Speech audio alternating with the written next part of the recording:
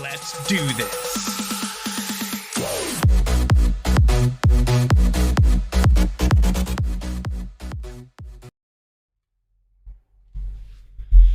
Okay.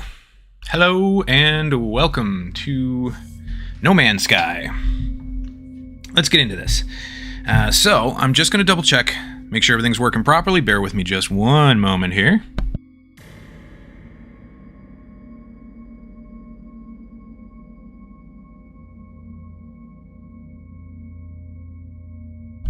Alright, looks like the mic is working on both Twitch and YouTube. So let's get this going. Let's first of all, let's get our helper back up today.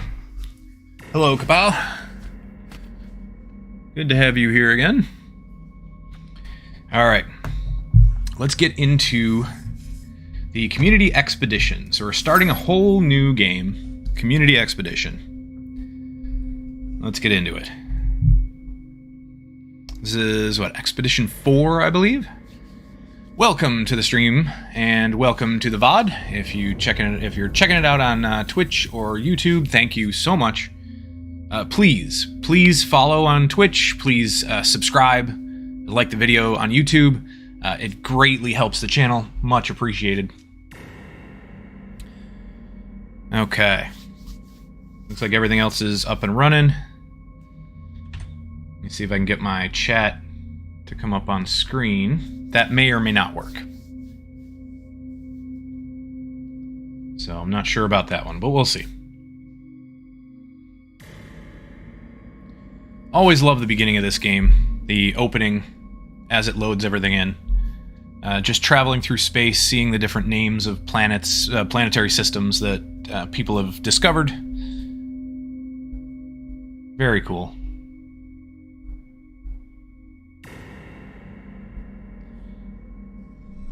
Okay. Initialize expedition.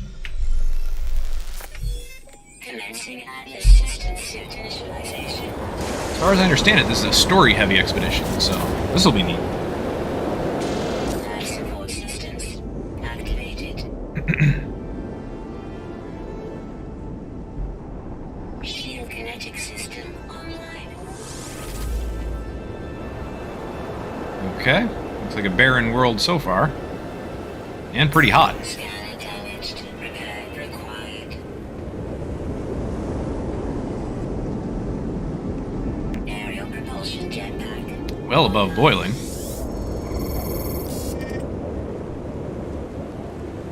Multi-tool and mining laser attachment operational. Okay. Basic weapon. Basic start. Ooh. Mission sequence complete. Yep. Expedition 4 Emergence. Planet Wasan. First contact. Okay, so our ship is right over there. About 1226 U. Okay. Titan worm stalks the universe in turn. The traveler shall stalk the worm. Plot your hunt from the expedition tab. Complete milestones to earn rewards. Complete all the milestones in phase for special exclusive items. Yeah, so that's basically what we're doing this for. We're going to find out what the story is about these Titan worms. And our heat shield is going down pretty quick, so let's find a place to go. And then as we go through, we will end up... Oh, is my scanner working? Yes, it is. Storm clearing. Oh, good. We were in the middle of a storm, so the temperature's going down a bit, so that'll help. Yeah, we are definitely under boiling now, so that's a good start. Anyway. Now we can see a bit further. So let's go to this building over here. Scan a few things along the way because it'll help us get more resources. Always scan before you mine.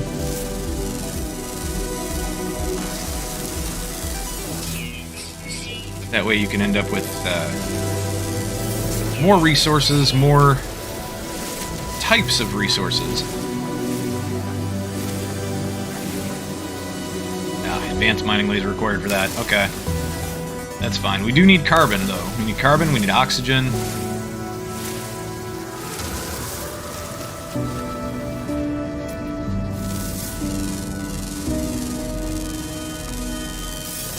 I'm not going to necessarily scan everything, but we will definitely scan as much as we can. Oop.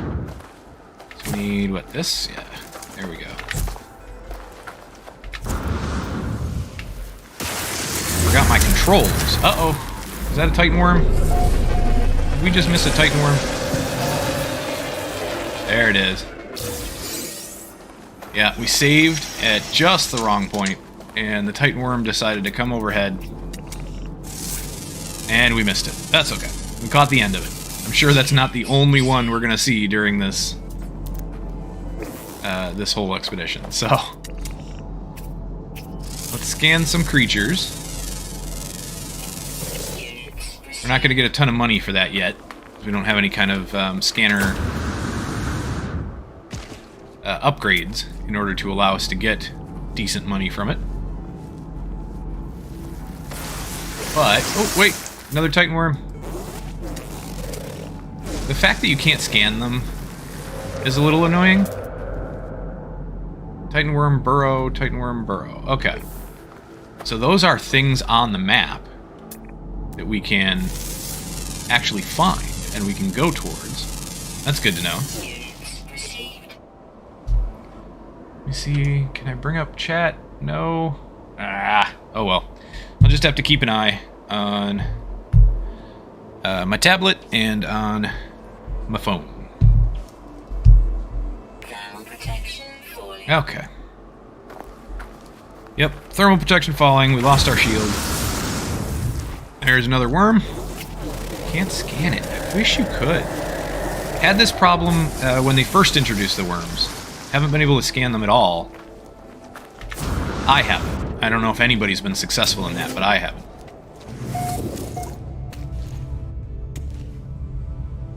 The work gek is stuck below the floor. Oh, I feel bad for you, dude. Ah, well. Okay. So, Korvac's transmission tower, that should point us in a direction. Let us find out what our expedition milestones are. So, follow your first Titan worm. Reach a worm burrow on the first cursed world. Okay, and then you get worm skin folio, significant life support upgrade, and ion battery times 5. Locate the Starship, launch into space, leave the initial system, reach the first rendezvous. Okay. All worthy milestones. And for the full phase 1, you end up getting a flesh launcher pack. That sounds gooey. Alright, so let's do this anyway, because it doesn't seem like it's part of the objectives, but we'll check it out anyway.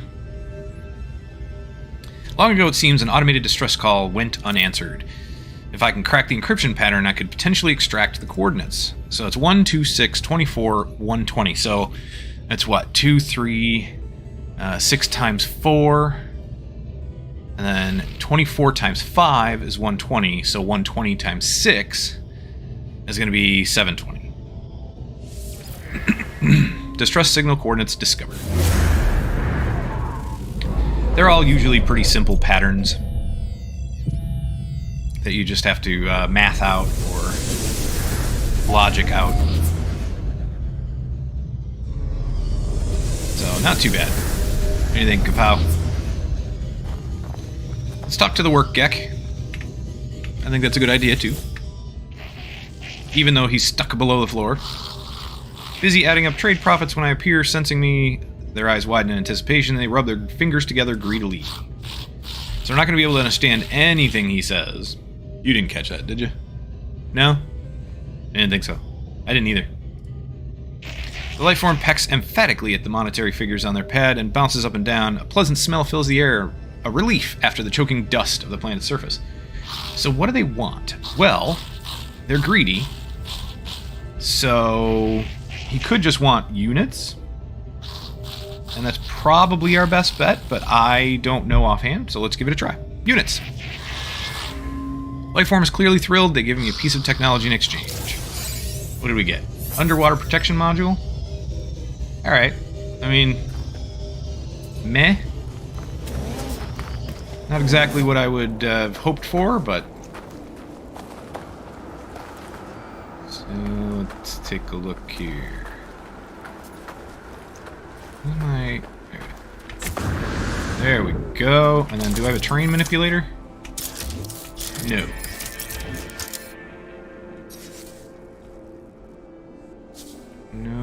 No terrain manipulator. I'm still getting back to my controls because I cannot remember. Yeah. So no terrain manipulator.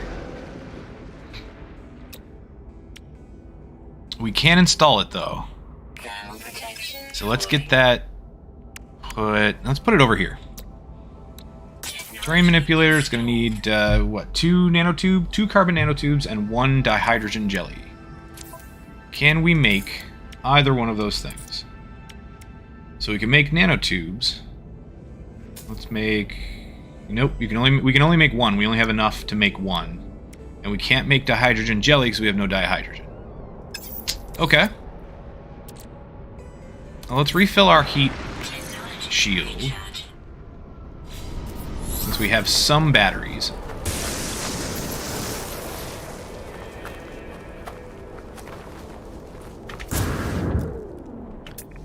You guys are all scanned? Yes, okay. Let's find out what's in these little buildings here. Get some nanites. They are always worth checking out. Here's my sprint. That's what I was looking for. Alright. We got some carbon. We learned the Gek word, Gek. Useful. I suppose we should know what they call themselves. Uh-oh. That's another Titan worm spawning.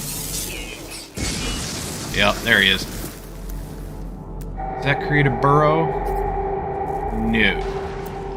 Not technically. That's okay. Anything else we can scan real quick? No? Okay. Let's go back over and save. I'm a relatively compulsive saver. Oh, we did forget to open this thing. Damaged machinery, that'll give us rusted metal. And what else? Starship launch fuel. That'll come in handy.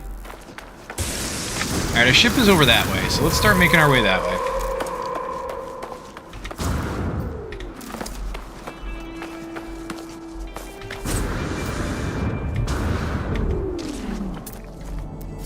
We'll scan us some rocks. Because we're going to need the ferrite anyway. There we go. Ferrite, dust, and pyrite. Ferrite, dust, and sodium. Ooh, that's very helpful. Oh no. That one we didn't scan. That's okay. We got it now. Hello. Can we do anything to you? No? Alright.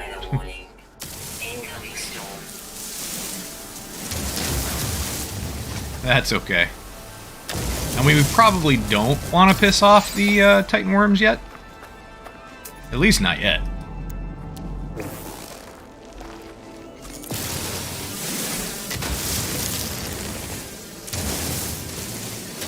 Right, sodium's going to become very useful because it is an item or a resource that you can use to refill certain things, to repower certain things. And we'll grab this. This will give us a jetpack boost. Cool. Oh. These are worth a fair bit. Can't scan them, though.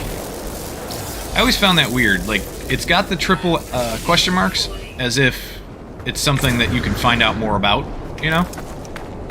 But can't scan them.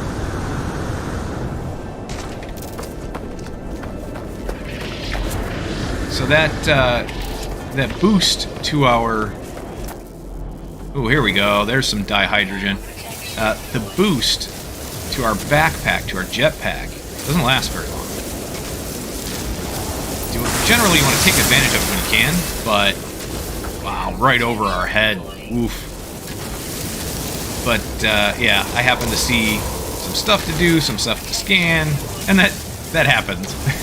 That usually. Oh crap! Extreme heat damage detected. Extreme heat damage, not good. There we go. Oxygen. All right, so our shield's back up. Didn't realize we were that low. Oof.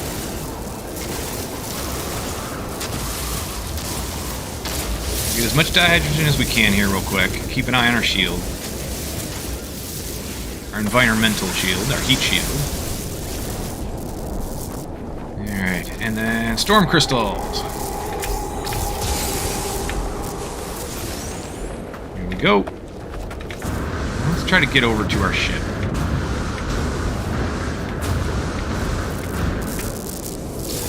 And be careful how much you use your jetpack, because you can very easily run out at just the wrong time and end up taking fall damage. Generally, fall damage isn't a ton, but it's certainly nothing to sneeze at. No, can't scan that. I thought we passed something that we could scan. There we go. Scan that rock there.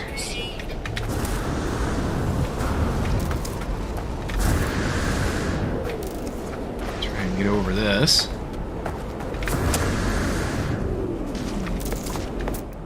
Can scan that tree.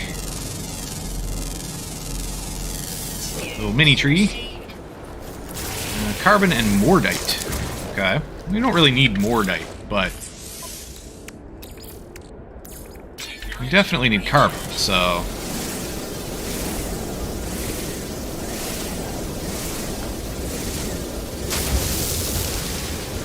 probably wouldn't be a bad idea to take a look at our upgrade. The underwater upgrade. I wonder if that was scripted or if that was just a random upgrade that we got. Oh yeah, we can move these. Let's move this. Let's move this over next to the shield, because that'll boost the shield a little bit. And we'll move the hazard protection as well, because that should boost it all very similarly. Jetpack, we'll move those together. Shield. Shield's not going to matter. The shield and life support aren't going to matter too much right this second, because they don't get a bonus from any of this stuff or each other. Let's see, what do we have cargo space-wise? Alright, that's not bad. We'll put cactus flesh in the cargo. We'll put... what else? The ammo we'll put in the cargo. So quick transfer to cargo. Put navigation data in cargo. Storm crystals. Put those in there, they'll stack higher. Mordite we don't really need. Let's refill our heat shield.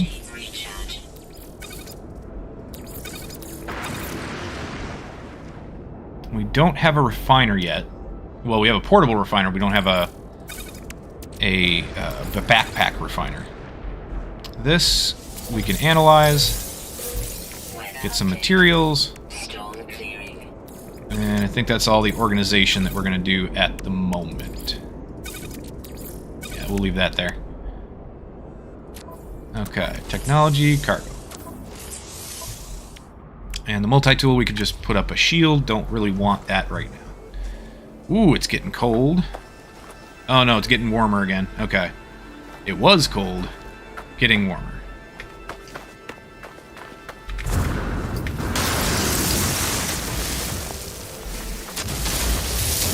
Okay, as soon as we hit our Starship, I think, we'll go look for our very first Titan worm burrow. I just want to get the Starship because I want to make sure we can save whenever we need to save, and we don't have to worry too much. But let me double check real quick. So our starship is that way. Alright, there are still some worm burrows that we can get to from there. 423 away. Not too shabby. Ooh, a little bit of fall damage there. There's our ship. Right next to a little outpost of some kind as well. So that's good. So we should be able to make the 2 nanotubules that we need, and we should also be able to make the dihydrogen that we need. Units received. Ferrite dust and pyrite. My brain wanted to say both at the same time. Okay. New mission. Locate your only sanctuary. Or your only sanctuary, locate your ship. Yes. And we got us a cargo ship. Okay. I'll take it. Living slime in here.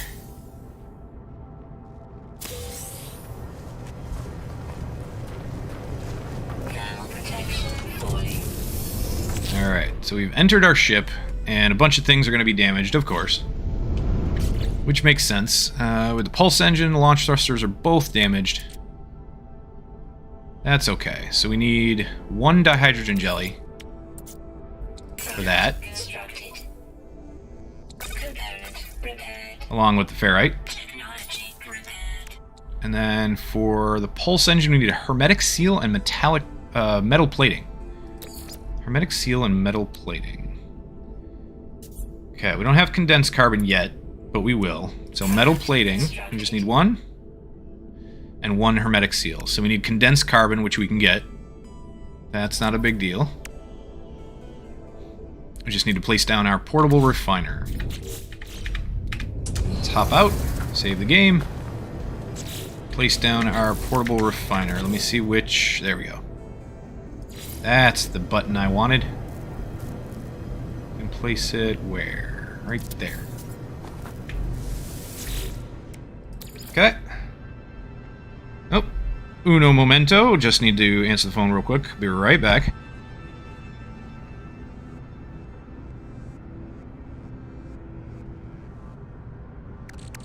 Technology recharge.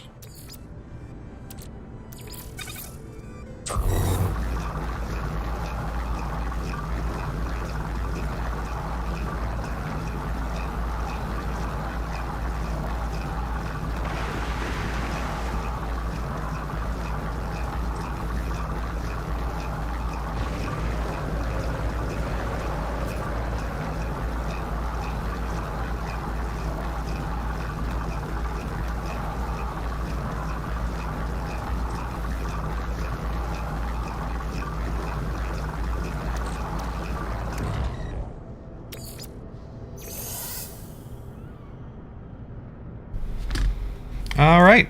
Sorry about that. That was an important enough phone call that I've been waiting for, so kind of needed to take that. So Incoming storm. my apologies for the disruption, but we'll get right back into it. So we need... we don't have a lot of carbon. We're going to need to pick up a whole bunch more carbon because we need to make some condensed. Okay. Let's get back in and save the game again real quick. That way, we don't have to worry about anything. We can pick up right where we left off. Oop, we don't need that scanner. Hello. Scanning a new animal.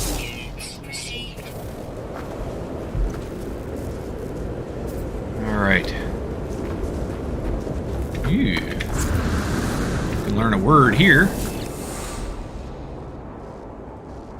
Stone resonates, producing a sound that fills my mind. A vision begins to take shape. Small alien life form kneels before me. They're tired, beaten. Without meeting my gaze, they offer up their hand. Accept knowledge. The name Gek floats in my vision, an echo of strange vision I experienced. A word in this alien tongue is seared into my brain. We learned the Gek word for friend. Always helpful. Alright, storm crystals are relatively valuable. So we will pick up those. And then we definitely need... nearest Titan worm burrow located. Okay, so that's what that was pointing me to. Not a big deal. Let's deploy a beacon. No, let's tag that, right?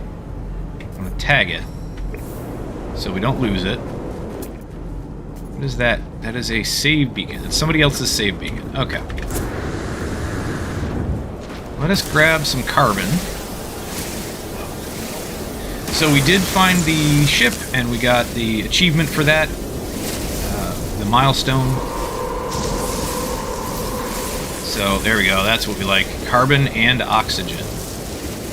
So the carbon and cactus flesh is okay. I gotta keep a better eye on my mining tool here because you don't really want to overheat. It's far less efficient if you overheat, but if you keep it close to overheating by just letting off every once in a while, you do a lot more damage to the terrain that you're trying to harvest. You actually harvest it a lot faster. So just kind of play around with it, keep it near overheating, really close to overheating, but not actually overheating.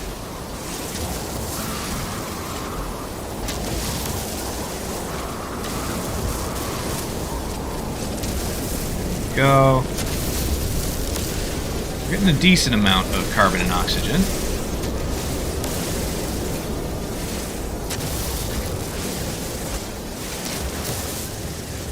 Some ferrite too. It's great. Can always use more of that. Two of the most basic resources in the universe. Oh, and we overheated. Yeah, two of the most basic resources in the universe. Always useful.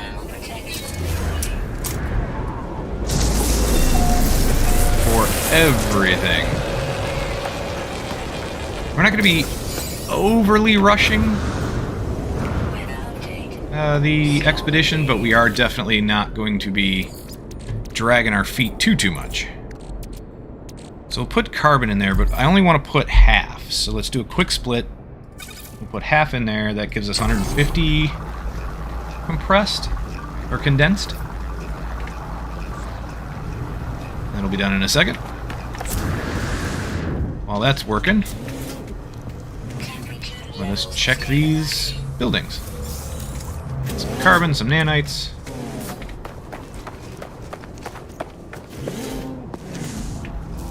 That's first aid, so that'll heal us up a little bit, but we didn't really need it. We were at max health anyway, I think. So.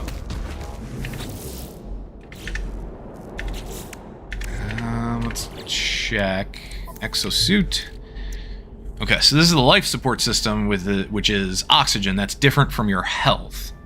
And we can definitely fill that back up. Might as well. Let's fill this up to...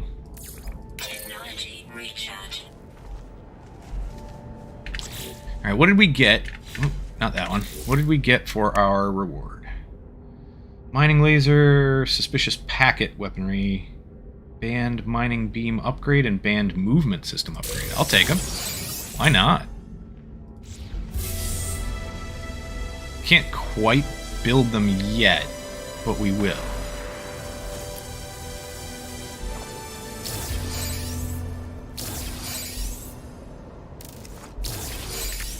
Alright, so those suspicious modules. What we're going to do for those is... Where's my ship? Right here.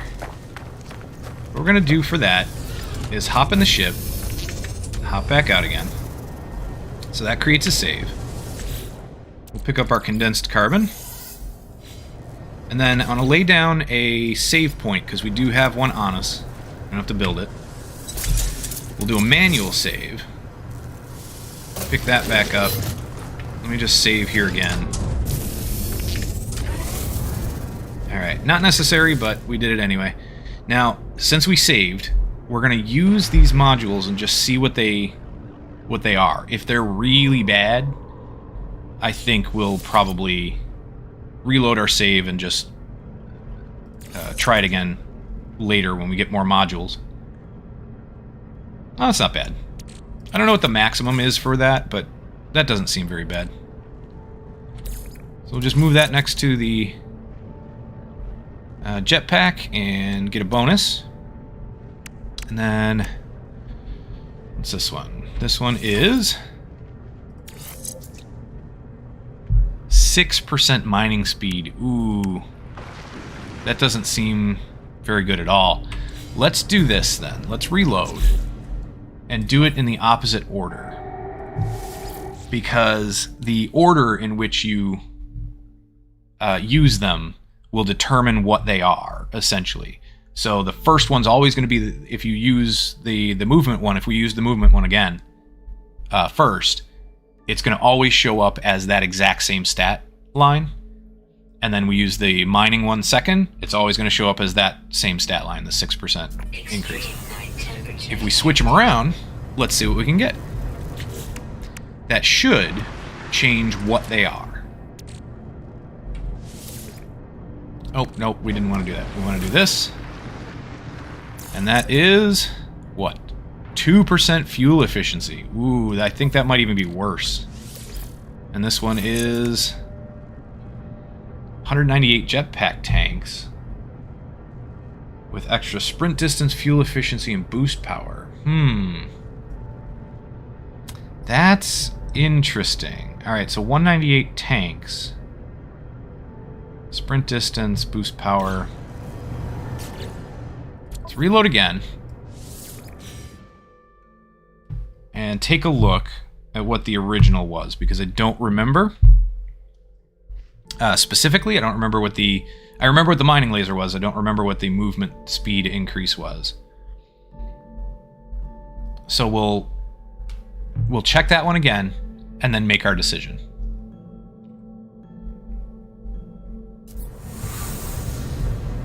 Alright. This one first, and that is... Alright, so the 129. Yeah, so it's definitely better the other way, but we might want to save this. I have an idea. Let's use... No, because that's not going to affect it, because this is for our suit. So using this first before the mining upgrade probably won't affect it. I think it has to be... I think it's on a per equipment piece basis. So you have one set for your suit, you have one set for your ship, one set for your mining laser or weapon, and other ones don't affect how that works. So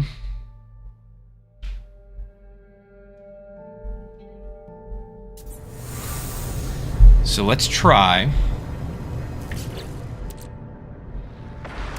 What if we did this first, and then this one?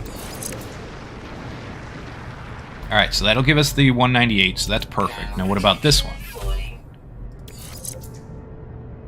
That is 11% overheat downtime. I don't like it. Yeah, I don't like that. I want that mining speed. It's not a ton. 6% isn't a ton, but I want that mining speed. So what if we use the underwater upgrade first, and then check out the other two? We'll see what they do.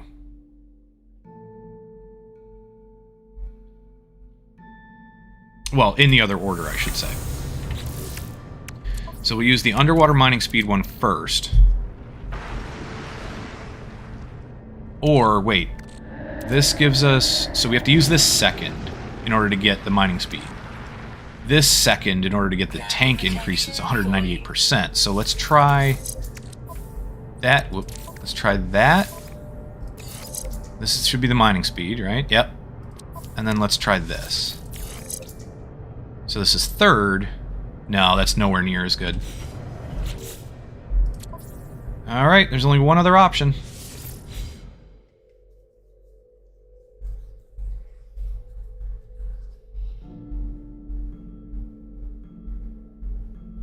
So we're going to use the movement one first, Well, not first. Sorry, we're going to use the underwater one first, then the movement. And that'll give us the best movement speed increase. Or jetpack. Jetpack utility increase. And then we're going to save the mining one. Because...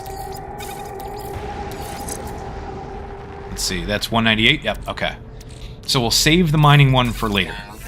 Because once we get another upgrade, we can then... oh, go back over here. Alright, so this does not get a bonus for that. This is just purely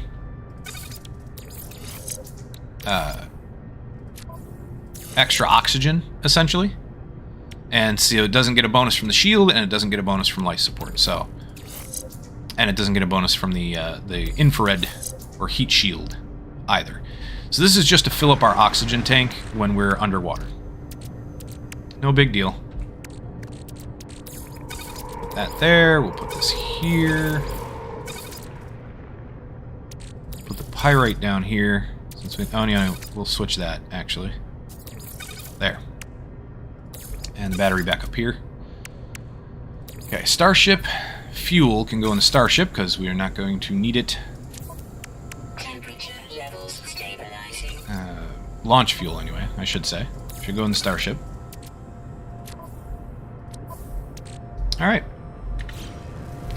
So then we will forget the other mining upgrade for now. We'll use it when we get another one. Because we know right now, when we use it, it's going to give us that overheat, if I'm not mistaken. The overheat downtime decrease. So if we wait and use another one first, maybe we can get something better. Let's do that for now. Get in and save again, since we have the movement speed or movement module that we want. And it gives us a decent amount more on our jetpack.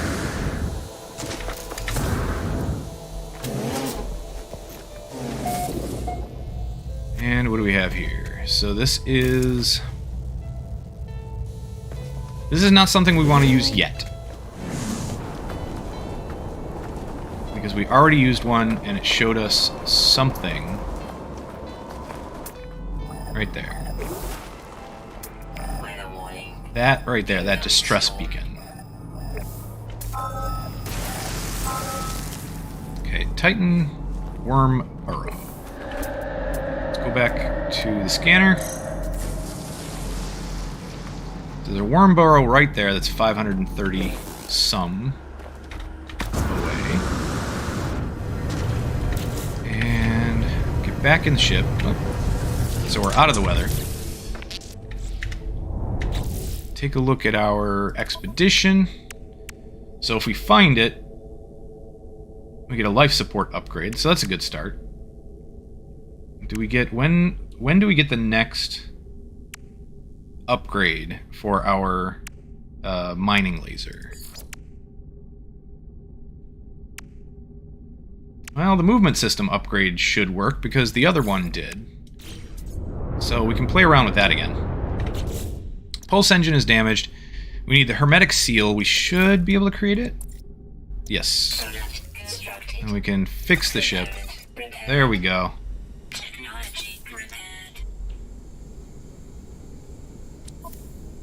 Alright, we're good to go. We can launch. Let's see, we've got weapons. Deflector shield. I don't want this here. We'll put this back down here. Multi-tool is in decent shape. We'll plop the scanner over here. We need 2 carbon nanotubes and a dihydrogen jelly. Can we create those? 2. Oops. Not what I wanted to do. 2 is 100. We got it. And dihydrogen jelly. So let's fix our terrain manipulator. Perfect. Let's refill this. And that should do it for now.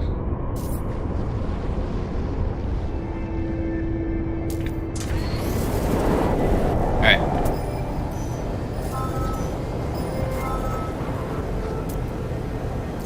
Wormborough isn't that way, though. That's just... I don't know, that's weird. It says 412. We'll go this way. We'll go where it's telling us to go. Even though I don't see one on the scanner. It says it's 283, 270 away. 175. 87. Okay, so there's a whole bunch there. Hello. Oh crap. Are you guys... Oh, you can be. You can be hurt. Okay.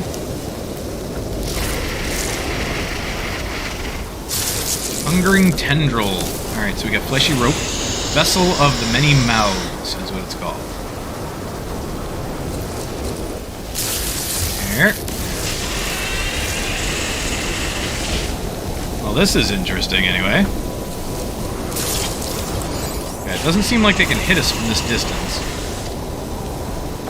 Well, it was kind of bobbing and weaving, but seems like we're good.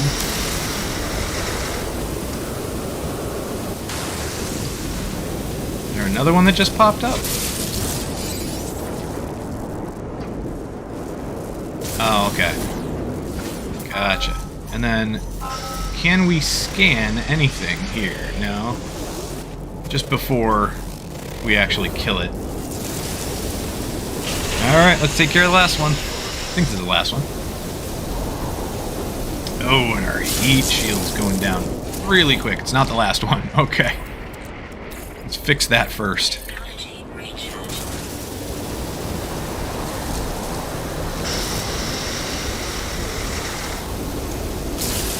There.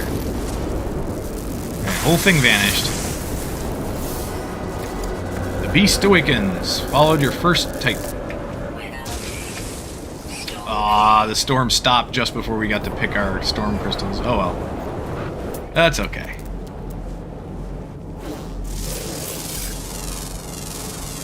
Looks like we've got another animal down to the left. Aha! Let's get back to our ship.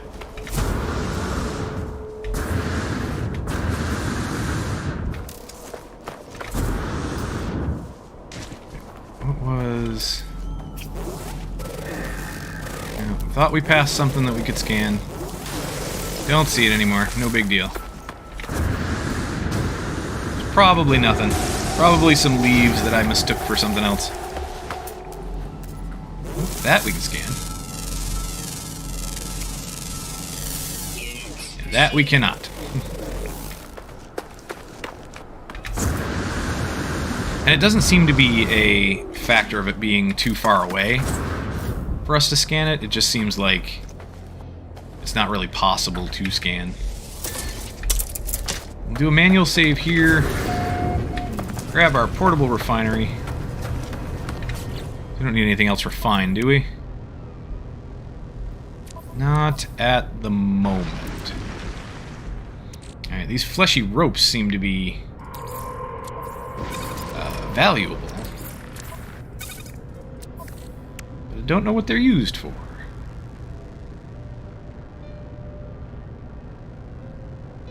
Alright, let's open the suspicious packet.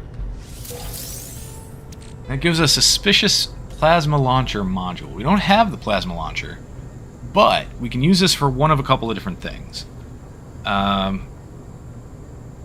I think you can sell these for nanites, so that's a possibility. Or this might affect the mining beam and get us a better mining beam. So let's give that a shot first. We'll hop on out of the ship, create our store point. We can collect that reward too. That gives us a life support upgrade as well. Let's do that first.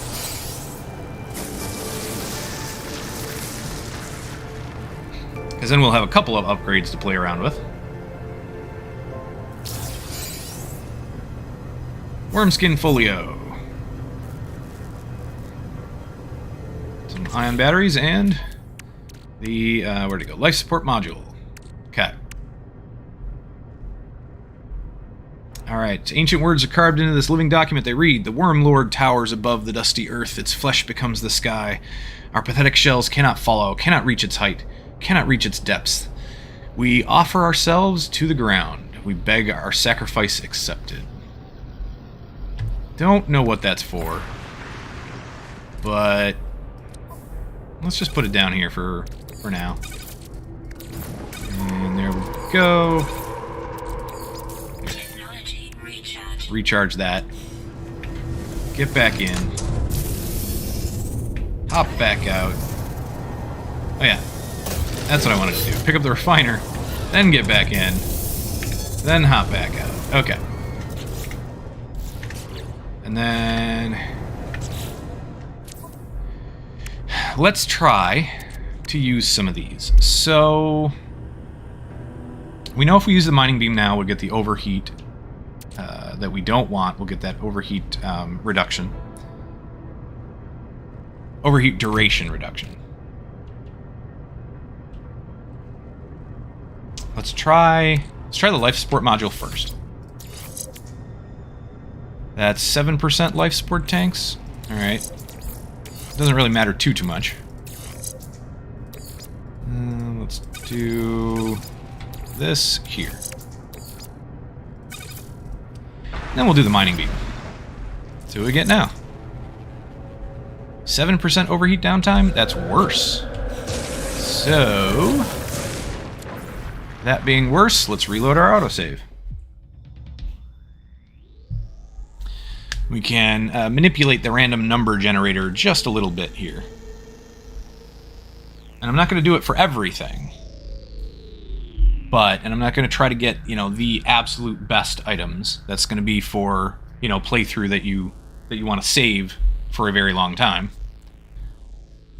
But we're going to do it a little bit here, just to kind of show off what can be done, and to get ourselves in a somewhat okay position. Alright, so we'll do this. And that's 255% projectile velocity. Interesting. No idea what the max is there. Or if that's any good. And then it gives us 8% mining speed, so we got even better than we had before. So 6% was what we were going to settle for. We got 8. I'll take it. Weather warning. Incoming storm. I don't know what the max is there either, but I'm going to guess it's probably 10. So we'll move the carbon. Move the shield for now over here, and then we'll move it back. Let's move the shield down here. There's nothing we have to refill with it, and we can kind of keep it out of the way for now. Keep it in our technology slot. We could move a few other things, but I want these groupings. Like life support we can move. That's actually not a bad idea. Move that over here. Even though it is something that you can refill, we're not going to be refilling it too often. Because we should be able to keep our shield up a fair amount of the time. We can move the underwater breath.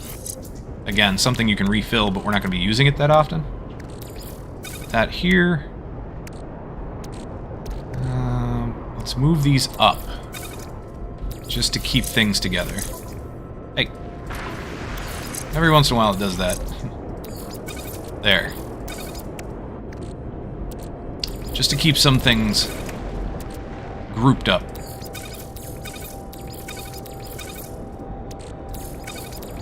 There. And the save point and refinery up there. Okay. Back in. And where are we off to now? Let's check our expedition log. We need to leave the planet, warp to a new system, and reach the first rendezvous. Let's take off.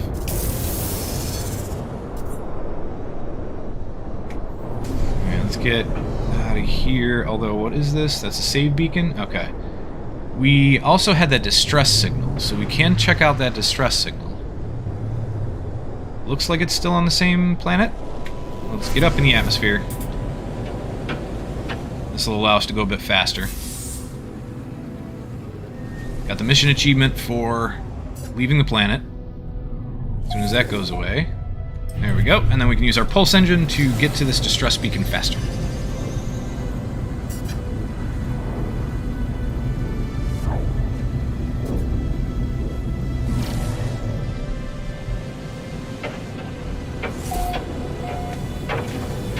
And we'll boost. Kind of go back up into the atmosphere just a little bit. Give us a little bit more speed. Extreme night temperature detected. And then where is our target? Right there. Pass by it just slightly. That's okay. 3, 2, 1. And we should be in visual range. Slow down. It's not a very good ship. I think it's just a scout, a shuttle. I'll hop out, make a save. Somebody put a base right next to it. So, interesting. Rusted metal. Turns into ferrite, so that's useful.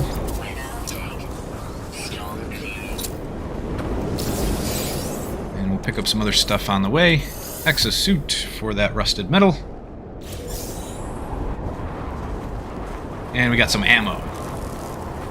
There's a signal booster. There's the distress beacon.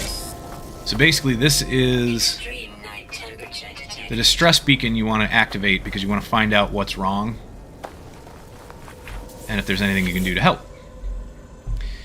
Clamber to the cargo ship, find its black box. As soon as I touch it, a holographic image of a panicked reptilian trader appears. Perhaps it's a message for their superior, perhaps a loved one. It's impossible to tell, as the playback is hauntingly silent. In its final moments, the trader seems to point at some freshly installed ship tech before dropping to its knees in despair. So that freshly installed ship tech, probably not installed properly, and I don't know what's going to happen if we take a look at it. And we could also search for cargo. Cargo's probably going to get you resources. The ship tech is probably going to get you tech. If you find out that it's installed improperly, you can probably get a blueprint of it for yourself. So let's try that, since we don't have a lot of ship tech at the moment.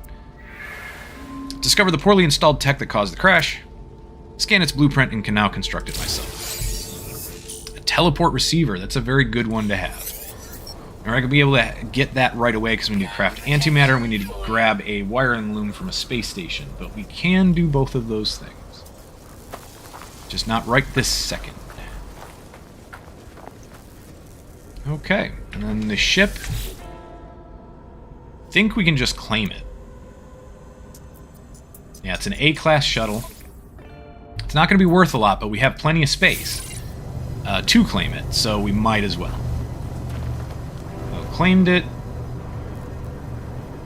We can fix it. It's not a bad idea to fix at least the couple of things that need to be fixed in order to get us back up into space. Hermetic seal, metal plating.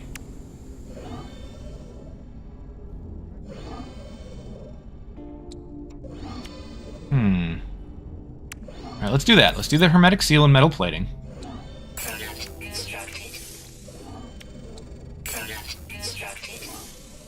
We should be able to take this up to the space station and scrap it.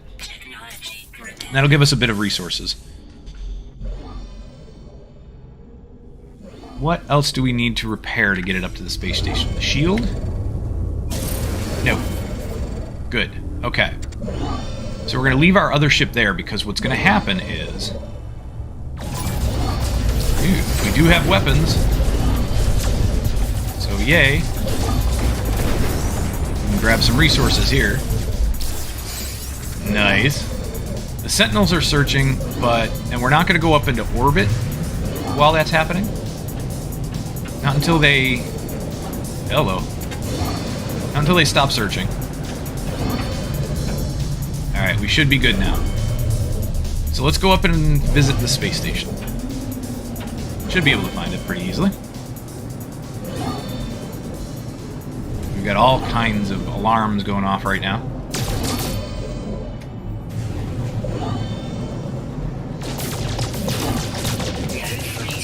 Alright, inventory is full. Can't do anything else with that. No big deal. There's the space station. And hopefully we have enough fuel in our pulse engine to make it. Oh yeah, 100%. We'll make it just fine.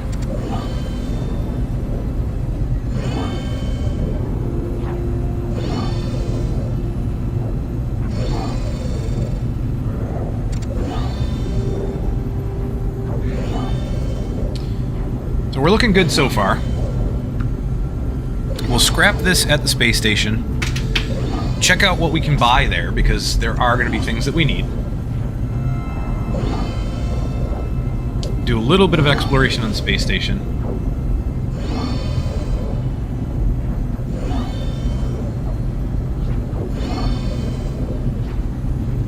It's a decent distance away. Glad we haven't been intercepted or anything yet.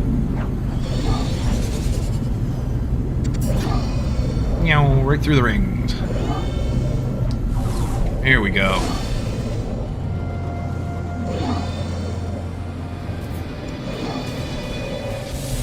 Okay. So this ship isn't going to be worth a lot, but hopefully it'll be worth something. Give us a little bit of a boost.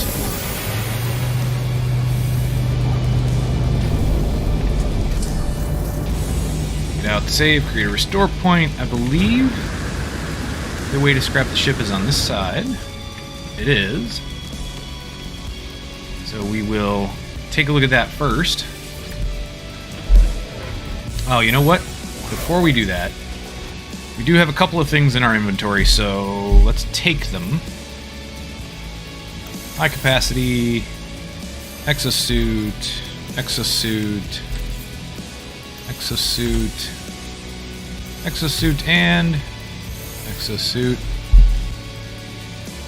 Looks like that's it. That's all we have that we can take off of this guy. Alright. Claim scrap worth 1.67 million units. That's fantastic, because we can definitely use those. Oh, 7 slots required. Okay. What do we have? We have 3 open. Okay. 3 open slots. Well, that would make 4, 5, 6, and 7 open slots there. So, let's do this. Let's move our technology.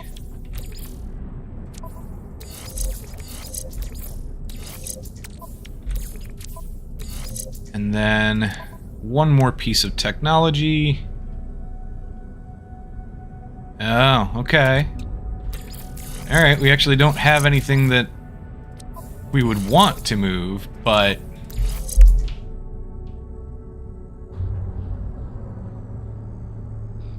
yeah, I don't think this is going to matter too much, so we'll just move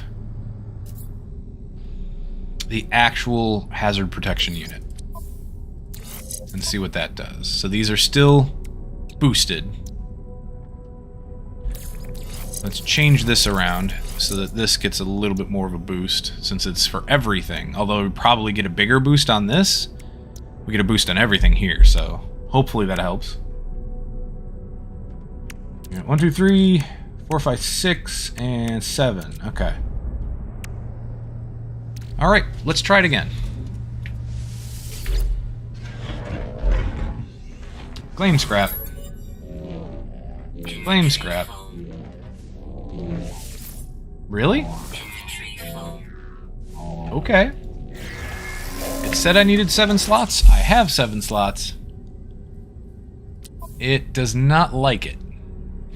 Well, let's do this. Let's try to sell off some storm crystals. We can sell off cactus flesh. That will give us, hopefully, enough empty spots. I love that our starship is still smoking.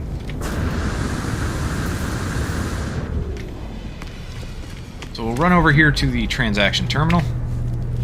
JK!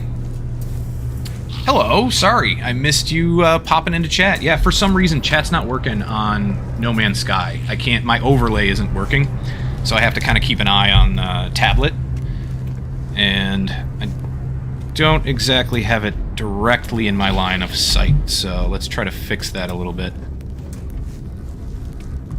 Here we go. Yeah, I can see Twitch chat a little bit better now. I can see it on my TV, but it's super small. So I'm definitely not going to always catch it there.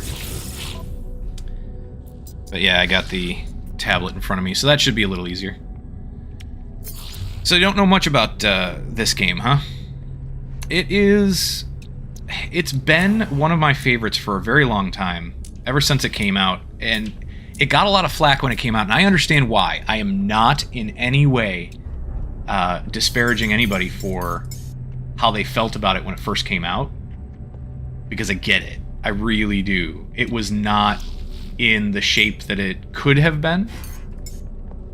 So yeah, we'll sell off 7 of those. That should give us at least one more open spot. Yeah. Okay. Yeah, I mean, there were plenty of valid complaints about it.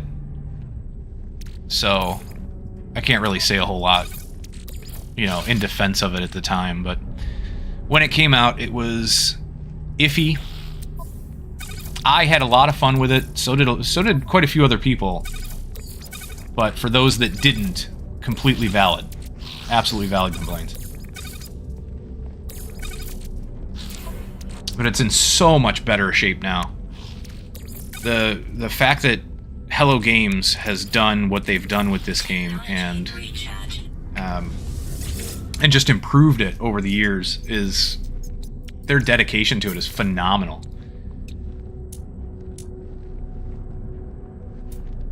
Let's see. We need to sell something else. I'm going to sell the Mordite because this is... Well, no. You know what? Let's keep that for now. Let's sell the cactus flesh, though. Don't really need that. The enriched carbon, the granite, and the... what is it? Lemium. We don't really need them, but I'm going to stick with them for now, just because this should, what we've done already, should give us enough slots to be able to scrap our ship and get some resources from it. Yeah, this game is incredible. It is... There's so much you can do, and they just keep adding to it, and everything that they've added to it so far has been completely free. All you have to do is buy the game, and you get all of the updates that they've done over the years completely free. Still? Inventory full. Why? Why is my inventory still considered full? Okay. We might have to get rid of some of that stuff then. The lemium, the granite. So we've got 3, 6, 9 open slots here. Inventory management, yeah. There is a fair amount of... Hold on, it's saying it gave it to me, but it didn't. Yeah, it's saying it gave me Starship shield modules, and it didn't, so... It didn't scrap the ship, but at least I have a better idea now. Inventory management in this game is not nearly as bad as it was when the game was released. It's still a thing. It's still a thing you have to contend with. But I like it. I actually like inventory management in a lot of games. Some games really go way too strict on it, and so that gets me a bit. But ever since they updated how they do things here, it's really good, I think. I'm a big hoarder, though, when it comes to a lot of this stuff, because I don't want to get rid of certain things, like the lemium. Like, we're going to get rid of these storm crystals, because we can always get more. That's fine. And they're worth a fair amount. Have I ever played Slime Rancher? Yes, I have played Slime Rancher, only a little bit, though. I actually didn't get too far in it. Ionized cobalt and dioxide. Oh, I'm so hesitant to get rid of these things, but I guess I should. Let's sell the lemium and sell the granite. Yeah, I like Slime Rancher. Slime Rancher was pretty fun. I need to go back and play it again. I think I got caught up in something else at the time, though. I can't remember what. I just got distracted. So I ended up putting it down. It's been a while. Slime Rancher has mods? That's cool. I didn't know that. Try claiming the scrap again. Yes, finally it worked. Yeah, I didn't know they made mods for it, but I should have expected that, I guess. We got lots of materials. Okay, a lot of these materials are just vendor fodder. So, like, this stuff is pretty much just vendor fodder.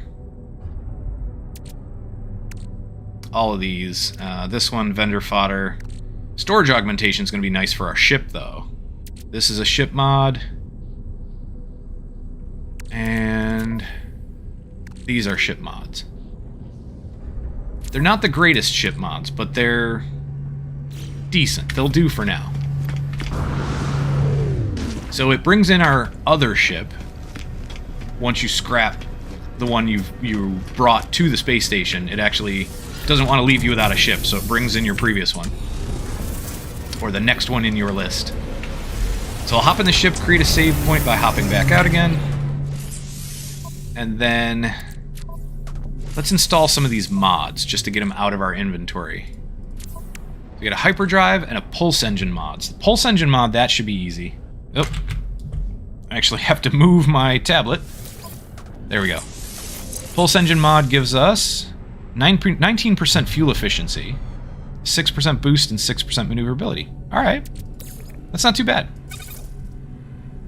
Next, we don't have a warp drive installed yet, but let's install this anyway for when we do get one. 150 extra light years, very nice, and 100% warp cell efficiency. And then the shield. We do have a shield. It's up there. We'll have to do some rearranging.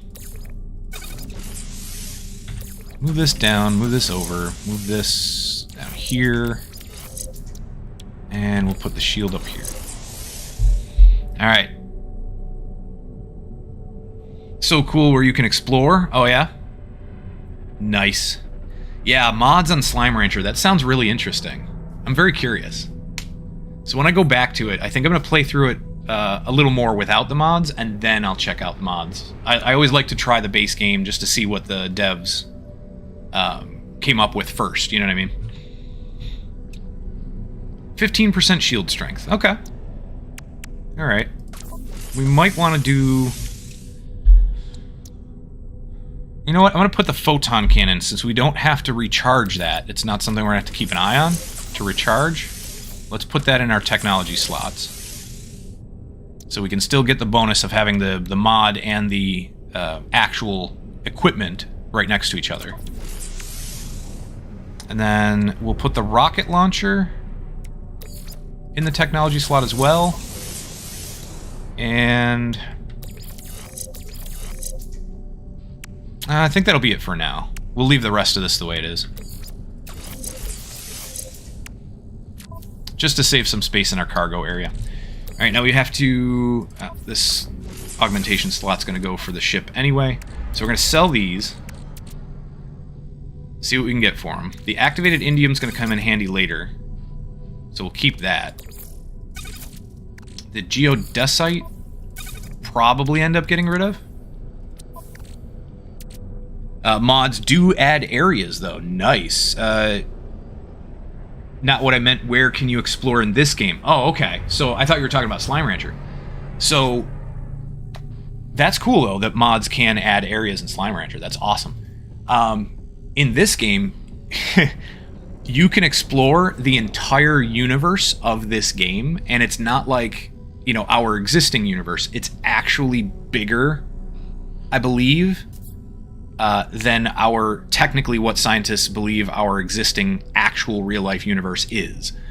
There's a ridiculous amount of star systems because it's all procedurally generated.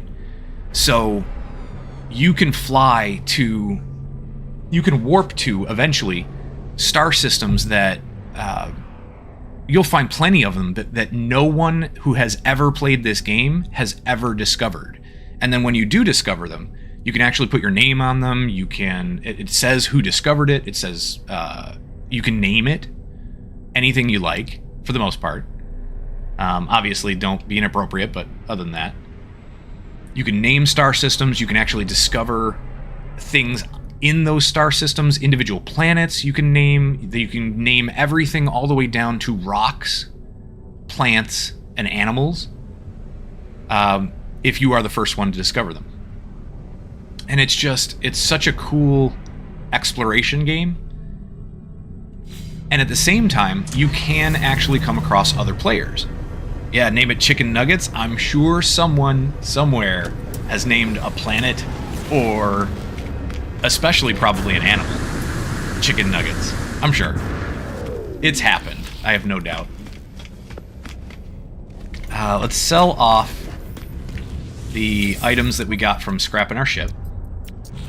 Sell. Okay, thermal panels. Once you get used to which items are which, you can actually tell which ones are worthless. Well, they're worth money, but they're not useful for anything else. So, subatomic regulators, spool of nanocables, essentially the ones that have a white border like this and certain very specific pictures. They are used for nothing other than vendor fodder. There we go. And that will do it for everything that we can sell. What can we buy? We have 3.1 million units. That's nice. It's a good start. Let's buy... All right, we're going to need a couple of wiring looms, and the price is really good, actually. Minus 16.4%. It's a pretty good price on those. So let's buy a few. How about 20? Yeah, let's buy 20. I don't know how many we're going to need overall, but we'll buy 20 for now. Ionized cobalt. So there's a trick you can do, which is actually really fun, but is definitely... I don't want to say game-breaking. It's not game-breaking, but you can cheese the economy in a way where you can get a whole bunch of something that's common, like cobalt. Cobalt's actually really good for it because of the price. Ferrite dust, not so much. This is, 17 units per ferrite dust, so meh. But cobalt's 251 at the moment. Or you can do ionized cobalt, which is even better. So that's 520. That's just the refined version of cobalt. And if you have enough of it in your inventory, when you sell it to the station, it reduces the demand. So it'll bring it down to a negative percentage. So everything that you sold to the station will actually still be on the station. And then you sold it for the increased price, the increased demand. It lowers the demand because you sold so much and they have a surplus now. Then you can buy it back for a reduced price and then take it to the next station. Take it to the next system and do the same thing. If they have a positive demand, you sell it to them, you buy it back once the demand goes down for a reduced price, so you make a profit between what you sold it for and what you buy it back for. And then usually they'll have a stock of their own, so you'll end up getting more, and so you'll build up a stock of like several stacks of this particular material, whatever it is you're doing. Yep, market flipping. It's essentially that. And you just go to the next market and you do the same thing all over again. You sell all of your stock of whatever you have, of whatever it is. You crash the market, you buy it all back, and you've already made a profit. And especially if you got to be careful though, because you should really only do this in a station that actually by default sells the item that you are trying to crash the market on. You don't want to do it on an item that that particular market does not sell, because it's not going to work for you. So yeah, you just have to find stuff like this market by default sells ionized cobalt. So I could buy it here. Of course, this is exactly the opposite of what we want to do. We don't want to buy it at a higher demand.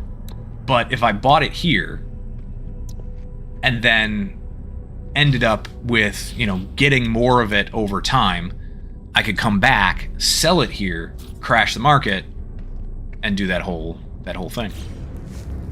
It's really fun. Even though that is kind of a cheesy way to make money, and you can make all the money you will ever need in this game by doing that. So the economy is just kind of It's iffy. It's not really a fully fledged working economy, but still.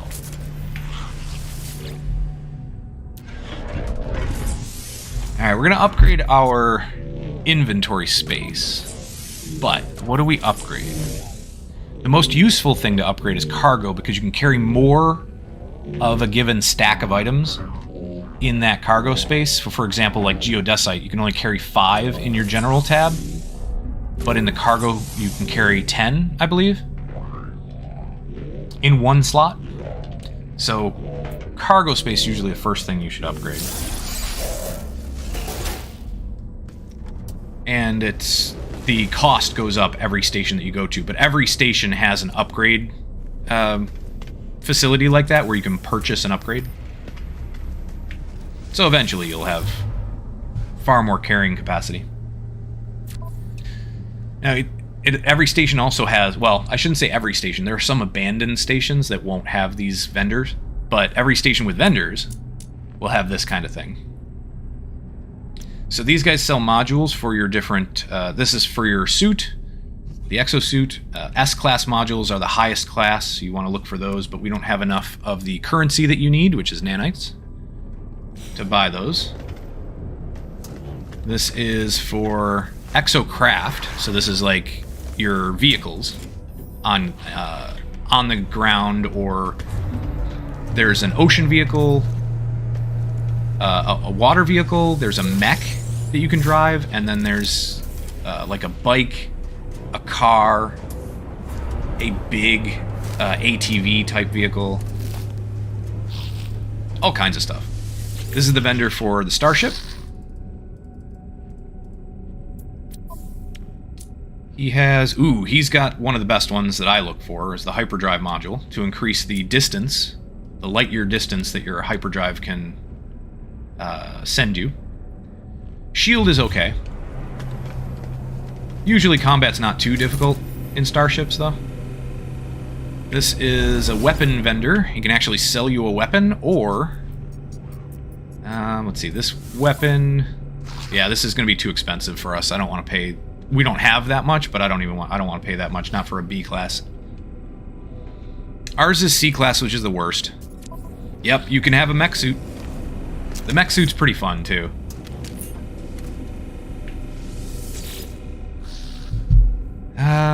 This is the actual vendor. He will sell you multi-tool, your weapon, essentially. He'll sell multi-tool upgrades. Ooh, that's another one I look for all the time. Every time I come into a station, I'll look for a mining beam upgrade, and I'll look for a scanner upgrade. Looks like he doesn't have a scanner one, though. So he's got a C-class scanner module, but I don't want those. I'm looking for S-class. And then here, you can use... you can add slots, use resources and stuff to add slots to your multi-tool. You can increase the grade of the multi-tool. Ours right now is C-class. You can increase that, but it's expensive. And then you can add slots where you can install equipment. Yeah, I love this game. I have a blast with it. And they've been putting out these expeditions lately. This is the 4th expedition that they've put out. Again, all completely free once you purchase the game. And it gives you, you create a whole new character, and you basically start from scratch. And you go through, this one in particular has a storyline. The others had a little bit of story to it as well, but it was more just completing objectives. Where is it? This. Completing objectives. So each phase has a certain number of objectives to complete, and then when you complete all of the objectives in that phase, you get the milestone, which is an extra reward. And the cool thing is, the extra rewards that you get you end up getting things that you can use in any of your saves, which is fantastic. That's one of the awesome parts about doing these expeditions, is that you end up with things that you can actually use even in saves that you've already made. You can use them in any brand new save you make, or saves that you already have. How long have I been playing? I've been playing since the game came out. I put a fair amount of hours into it. Let me just double check real quick. I want to see what it has listed. So it's not like I've been playing like constantly since the game came out. I'm sure there are plenty more people that have a lot more hours in the game than I do. But right now, according to Steam, I've got 538 hours in the game. So, and that's, for the most part, that is me playing casually. I'll put it down for months at a time and then pick it back up. And right now, I'm only playing when the expeditions come out, for the most part. I'll play here and there, in between, but mostly I'm just focusing on the expeditions because they're kind of neat. There was one of the recent expeditions, I forget if it was number 2, maybe? I think it was number 2. If you played through that entire expedition, at the very end, essentially there was some kind of dimensional warp. Not dimensional warp, sorry. Parallel universe warp that brought in the ship from Mass Effect. Oh, why can't I think of the name of the ship? Commander Shepard's ship from Mass Effect. Wow, I'm totally blanking out on the name of the ship. Anyway, it brought that ship into No Man's Sky. It was a collaboration they did. And you can't fly it. It's not a ship that you can fly yourself, but it becomes part of your... you actually have a fleet. You can get a fleet. Build up a fleet in this ship, in this game. And it becomes part of your fleet. It was a very cool crossover thing that they did. Okay. What are we up to now? So we got a full stack of wiring looms. We'll put that in here because you can get more. You even have the 40. You basically have double what you have here.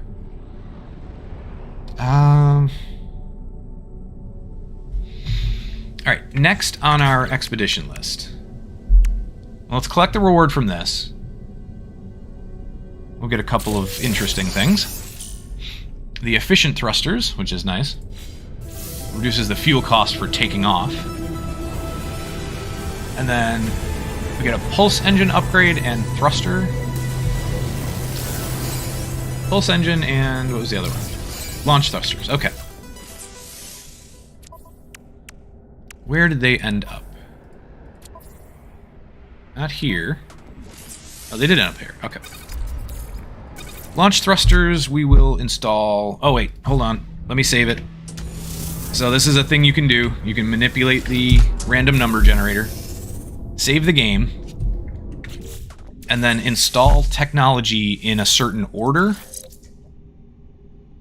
So this is 6% launch cost reduction and 3% boost. And then this one is 1% maneuverability. That's horrible. That is, I think, the worst one you can get. So let's try to install these in reverse order and see if installing this one first gives you a better one. And then this one, let's see what it gives. Reload the autosave.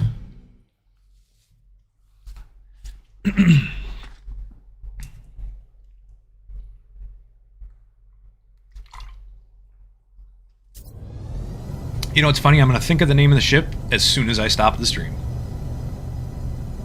It'll come to me, I'm sure. Alright, let's try this again.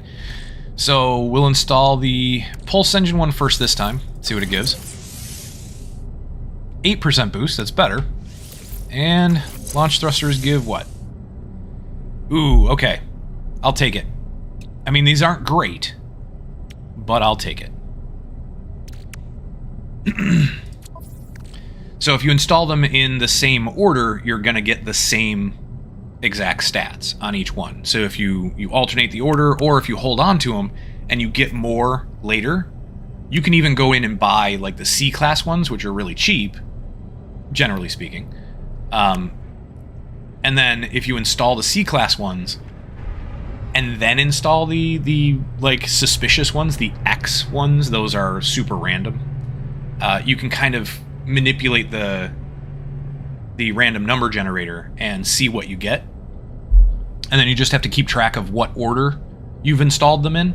So like it took, let's say 3 C-class modules, and then you installed the X-class module, and you got a really good one. Then you just have to remember, okay, I need to install 3, and then that.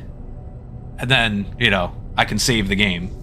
And you can just delete the C-class ones. You can just dismantle them.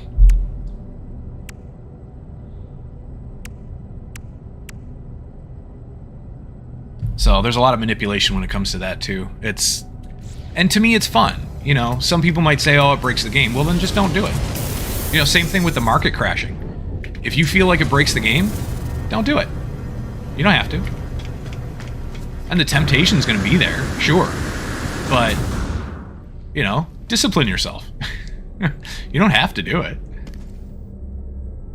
Alright, what else do we need in this station? I think we're good. I think we're good to go. Let's check. It is definitely a complicated game. I mean, it can be. It's pretty simple to pick up because throughout the beginning of the game, when you first start the game, it kind of leads you a little bit by the hand, which is nice. But the whole idea is just explore. Explore, find stuff. You know, you'll get the hang of it. Easily enough. So we gotta warp to a new system. And then reach the first rendezvous point. So warping to a new system is gonna take... Yeah, I think it's a really cool game. I love this game. Warping to a new system is going to take a warp drive. Do we have the plans? Yes, it's going to take a hyperdrive. So we need chromatic metal. That's going to be tough to come by. And we need 5 microprocessors. I think we can buy some microprocessors on this station. So we'll put the plan in place here. So we know to make it. Subnautica, but in space? Yeah. I mean, that's not a bad comparison. That's not a bad comparison at all. Though Subnautica is... I would say Subnautica is actually a lot more linear. Like, I don't want to use that word for that game, because it's really not. But at the same time, Subnautica is a lot more linear than this game is. Pretty much every game in existence is a lot more linear than this game is. For the most part. It's just because you can explore to your heart's content. Like, you could explore this game for the rest of your life and not even visit probably 1% of the planets that exist in this game. So we need chromatic metal. We need 5 microprocessors. Those we should be able to get at the market board. And the other thing you can do, too, this is something to keep in mind. This is something you want to do if you have the time. You don't have to. But if you talk to these guys, you can always request dialect help, and they will try to teach you their language. Let's pick a Gex symbol to learn. So we learned a word for Federation. And each and every one of these guys will teach you a word from their language. Yeah, infinite, so you don't think somebody can 100% it. No. Oh, heck no. The human race will probably not be able to 100% this game. Ever. That's how many planets and creatures and everything that exist in this game. I mean, it will be obsolete and unplayable long before anybody ever gets, you know, the human race as a collection ever gets close to completing it. I cannot for the life of me remember what they said on how many star systems there are in the game. Oh, I can't remember. But it's all done by procedural generation. There's like an algorithm that that puts all this stuff together.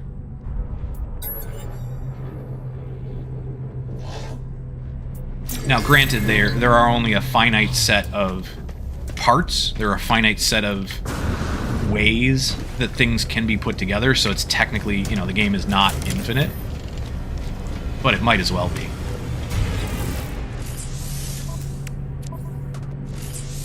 Alright, so we have the 5 microprocessors. Let's use those right away. We just need 125 chromatic metal. That is going to... That's going to come from... we need some copper. So let's go find some copper. Perfect. Planet right in front of us has copper. And that says that it's a refiner, so that's somebody else's base right there. That purple icon means that somebody put a base there. And we are going to go to... Whoop! We missed. We are going to go to that base. We're too close to the planet to use our pulse engine. That's okay. It's only about 5 seconds away. 7. Slowing down a bit. As we enter the atmosphere, slowing down a bit. The largest refiner. Okay, so it's not just somebody's base. This is actually a trading post as well. Somebody put a base on top of a trading post. Which really you shouldn't do. No, I wanted to land. Come on. Land. We're going to have to go back up a little bit. Can you invade bases? So it's not... There really isn't a PvP thing. Why is this not... Why am I on targeting mode? I'm not supposed to be on targeting mode.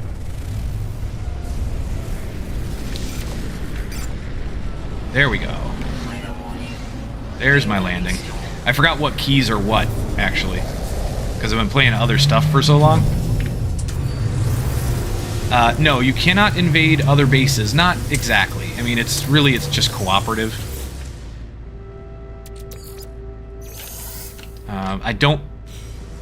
I truly do not know if there is a way to PvP in this game at all. I think for the most part it's just cooperative.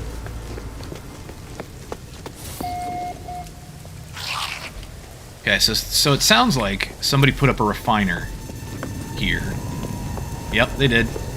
Here's a whole bunch of batteries and solar panels to power everything. And then they've got a couple of large refiners here. You can actually use other people's equipment. You mean taking their chests or stuff in storage? So if they put stuff in storage, like if this person had a storage unit that that you could open, yes, if they put something in there, yeah, you could take it. I believe there is a way to lock it, though, so that nobody can take it. Again, I don't interact too much with the multiplayer part of this game. Let's see what they have for sale. Ooh, they've got chromatic metal for sale.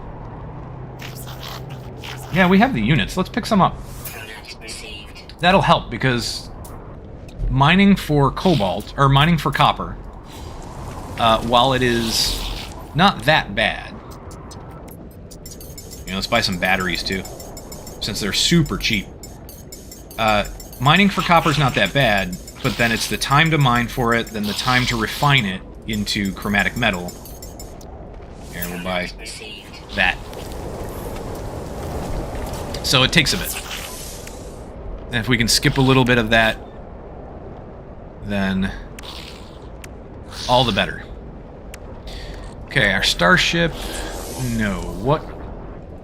Hold on, what were we building? We were building the hyperdrive, that's right. Let's go back to the hyperdrive. Go back to our Starship. Fix our hyperdrive. Yay! Now, we just need to create some warp cells, which means we need antimatter. We can already create antimatter housing, because that doesn't take much. That just takes oxygen and ferrite. But we need antimatter. That takes chromatic metal and condensed carbon. We have enough. So that's good. That's a good start. Antimatter housing. And warp cell. Alright, so that's not going to get us too far. It doesn't fill up our hyperdrive that much. Let's create another one. That'll essentially be one warp. Probably. So I think that'll be 2. Let's do another one. So that'll give us 3. Let's save. And what else? Do we want to do anything else here? Well, we definitely want that teleport transceiver. We do want to install this, the teleport receiver. Technology installed. Good, we have the wiring looms and we can make the antimatter. Perfect. This is going to allow us to actually send items back and forth to our ship within a certain range. Weather update. Just teleport them from our inventory to our ship or vice versa. Which is extremely handy. Alright, so get out, save again.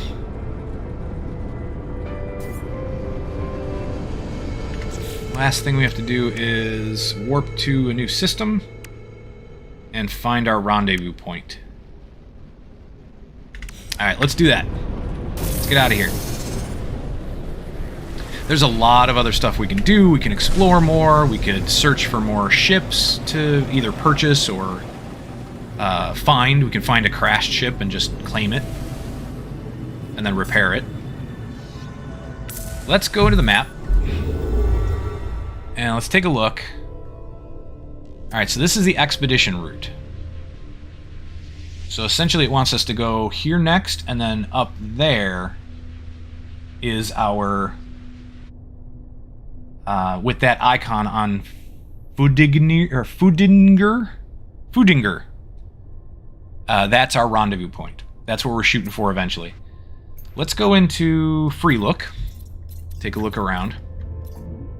So all of these are star systems, and it's not set up like your traditional, like your real life galaxy. So there are star systems in every direction. It's not like a spiral galaxy or something. I mean, there's still, there's going to be stars in every direction, even in our Milky Way. But if you go up or down far enough from the galactic plane, you'll eventually run out. This doesn't do that.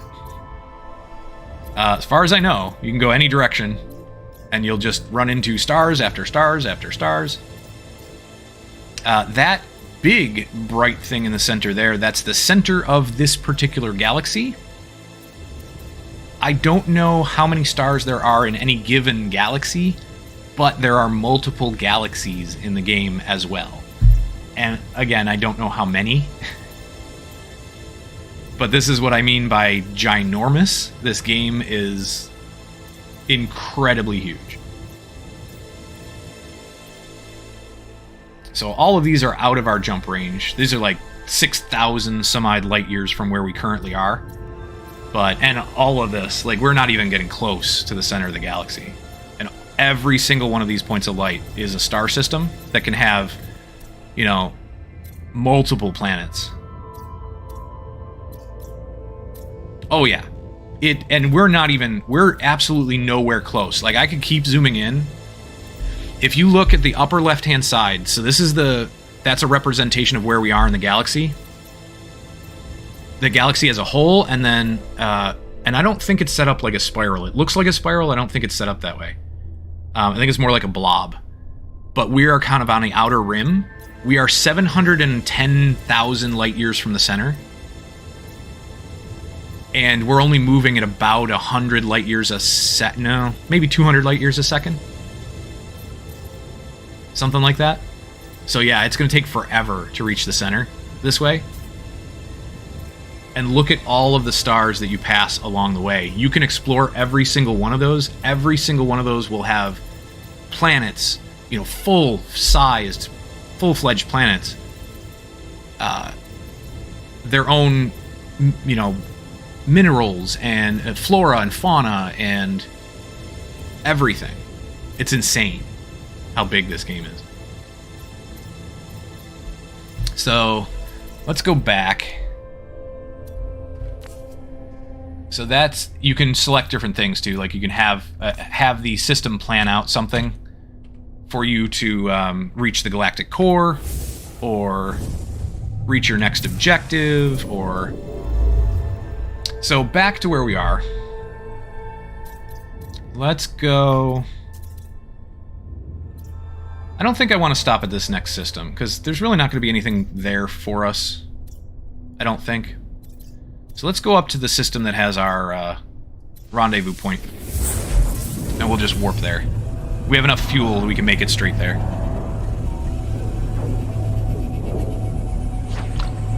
Enough fuel and enough jump distance. In one jump.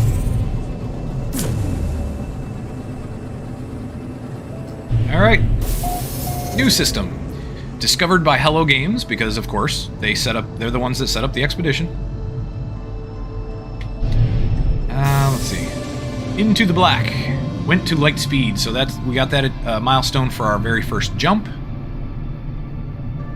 There's the space station. We should get the other one soon, because reaching the rendezvous point is going to happen pretty quickly. Let's go save on the space station first. We'll hop up to the space station, take a look around, grab our everything that you wanted. What you want to do when you go to any new star system is check out the space station, grab the inventory increase if you can afford it, because the cost of it keeps increasing the more inventory space you have. So we'll do that first. And then we don't have the nanites to really buy any modules from these guys. Any of the ones that I would want, anyway. The S-class modules.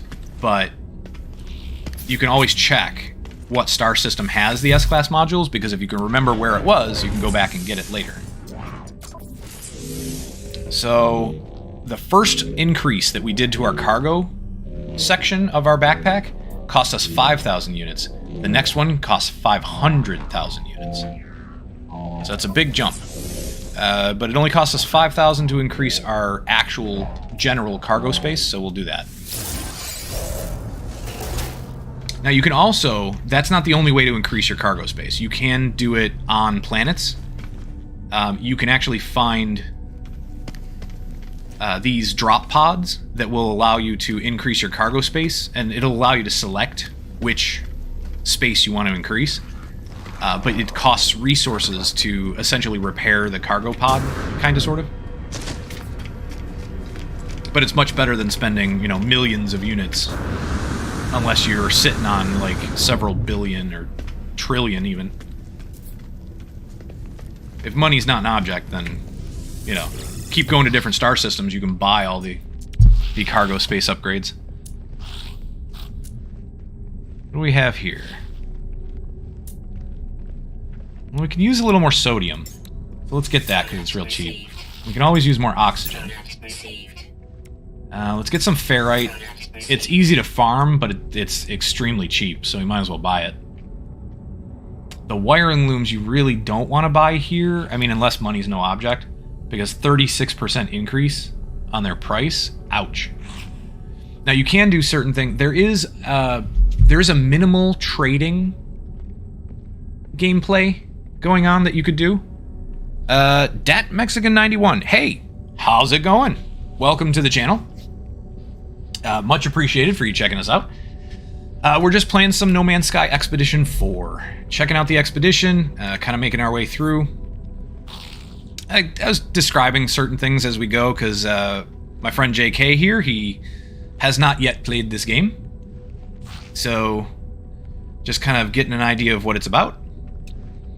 But we're going to make our way through the expedition. We've got a little bit longer to play still. I'm going to be on for about an hour and 20 minutes-ish. Something like that. Alright, so the trading that you can do in this game is minimal. I would say, at best. It's not really set up for that kind of gameplay, but you can do it.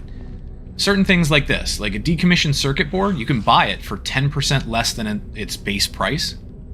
The welding soap minus 7.9%. If you buy them here, they are produced locally, so this will refresh. You can buy them here and take them to a different star system where they might be in demand and sell it for a profit. So you can do that. You could load up your inventory with stuff. Came in the wrong late time. What I mean by that, like your friend, I'm super new. Oh, gotcha. Okay. Super new to No Man's Sky? Well, no problem. I'll try to explain as best I can going through, but, you know, I will not claim to be an expert in this game by any stretch, but I do have, like, 500 some hours into it. It's super fun. I love this game. It's one of my favorites. So when you come into the space station, you always want to look around to... If you have a ton of carbon already, don't bother, but you can harvest these plants. So for anybody who's just starting out, those are extremely helpful. These you can't for whatever reason. Don't get me started on that. I have no idea. Like, those plants just are for looks. But if you go into the back room, you can harvest the plants there for carbon.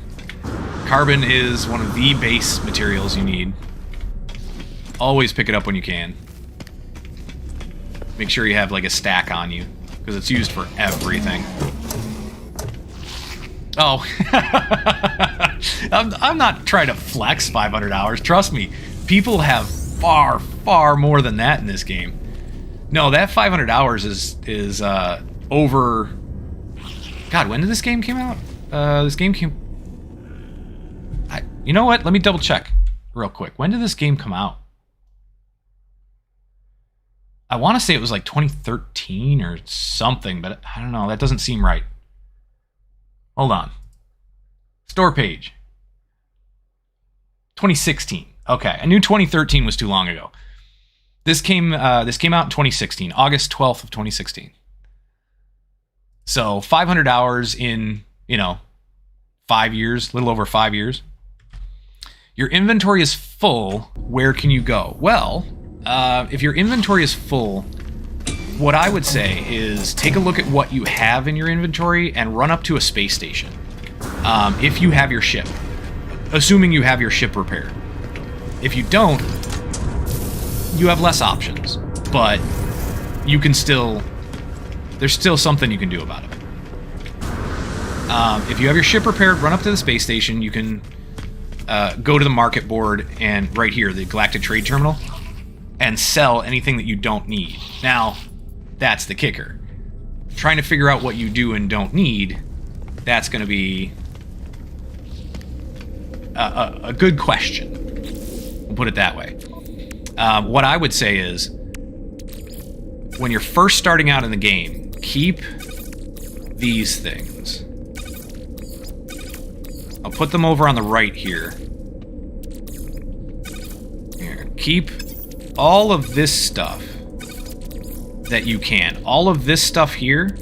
So ferrite dust or any variation of ferrite, oxygen, dihydrogen, sodium, and carbon. Keep all of those. At the very least, keep the base versions of them. So ferrite dust and carbon. Pure ferrite you can make from ferrite dust. Condensed carbon you can make from carbon. But these right here, condensed carbon, any version of carbon is incredibly useful. Ferrite dust is used for building things, generally speaking, but carbon is used for powering things.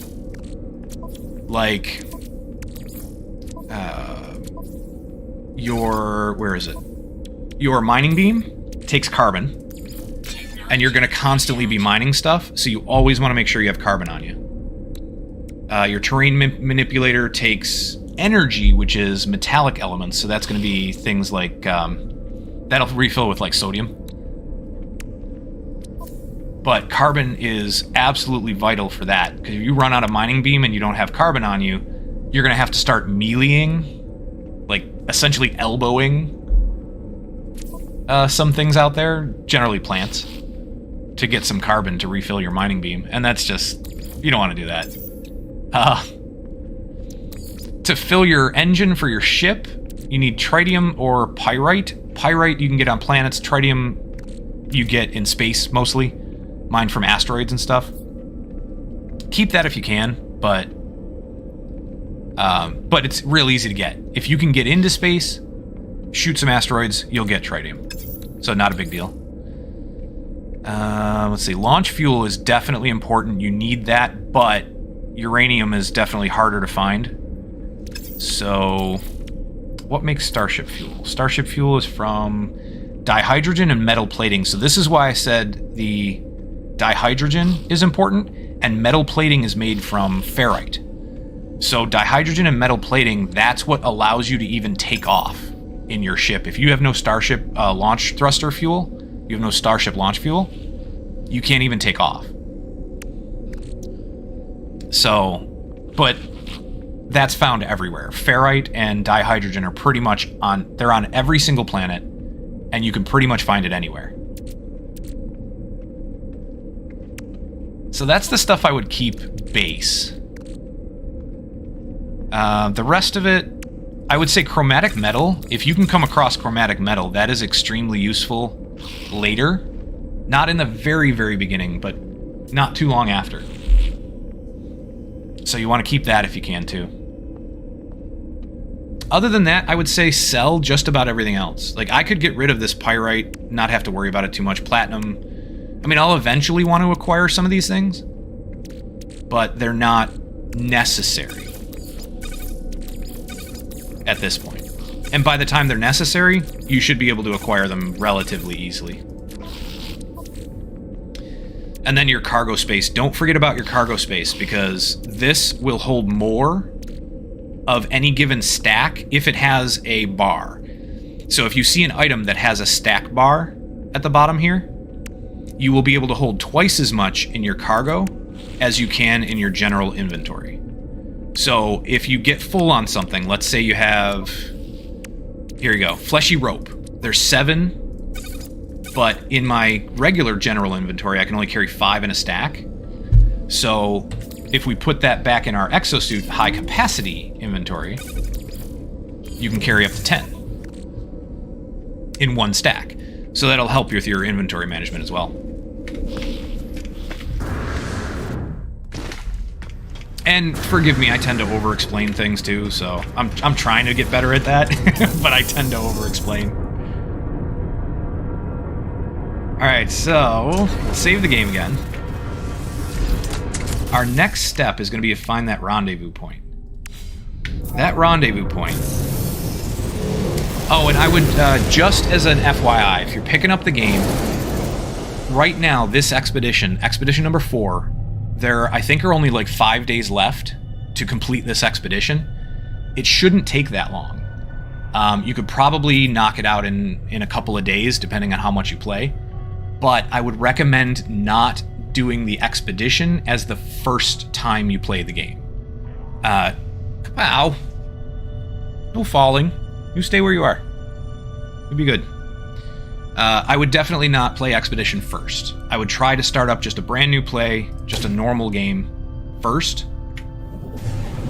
Because it'll give you much more of a hand-holding tutorial kind of thing.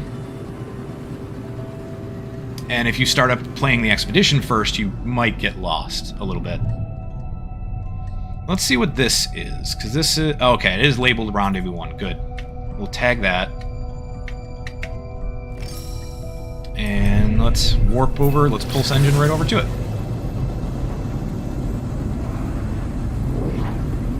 That's going to take us just a little bit. It's a little ways away.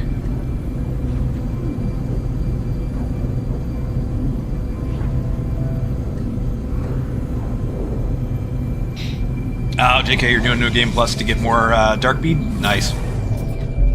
Very nice.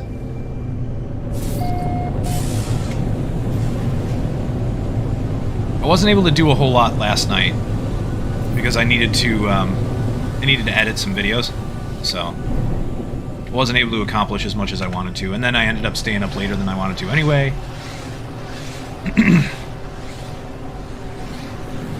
only got like 5.5 hours sleep for my appointment this morning, and then, yeah, Incoming storm. it's been a bit busy. Okay. We are at the rendezvous point.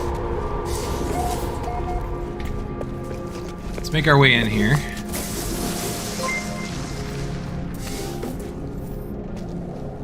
Oh, thank you for the follow, man.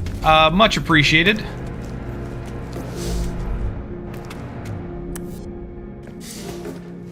Much appreciated. Welcome to the channel. What do we have going on here? So this is just a trade post. What is that? That is Utro Farfurt. Interesting. Okay, so that's somebody's settlement. Get more sleep, take care of myself. Yeah, I know. I need to. I will tonight. That's the idea for tonight. I'm gonna actually get a decent amount of sleep tonight, but I needed to get some editing done last night, and I promised myself I wouldn't go to bed until I actually had a couple of things in place. And then I've got another appointment this evening, and after that it's going to be relaxing. I'm just going to eat some dinner, probably edit a couple more things, but I don't have I need to get this done by a certain time, you know what I mean? Alright, so we reached the rendezvous, right? No. Okay. What about our scanner? No. We are at the rendezvous point. Okay, so what do we have to do to make that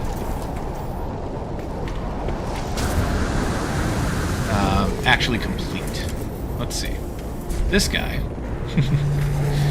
This is a thing. I think somebody built this around the point here.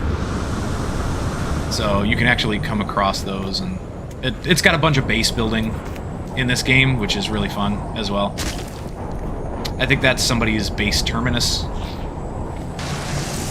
teleporter, so you can actually warp back to your you can warp back to the station from there, or any other base that you have. Okay, we'll see you later, JK.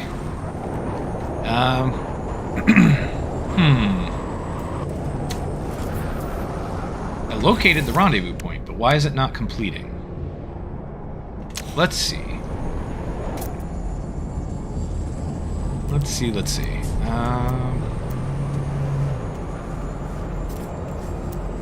Yeah, technically that's...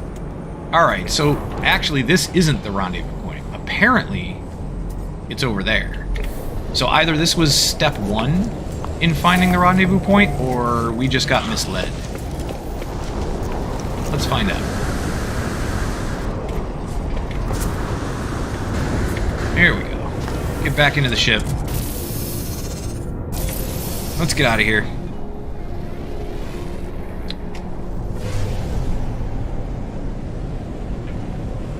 Oh, I am flattered and impressed and love the fact that that you followed that Mexican 91. I really appreciate it. I know you probably took off already, but thank you again. Love it. Trying to get the channel up and running, and the more follows we can get, the more Twitch and YouTube, if anybody wants to subscribe on YouTube, the more they will like us, and hopefully send out the videos to more people. And anybody who has any suggestions for the channel, please, by all means, let me know. This is all about making the content fun for anybody who stops by. That's what the whole thing's about.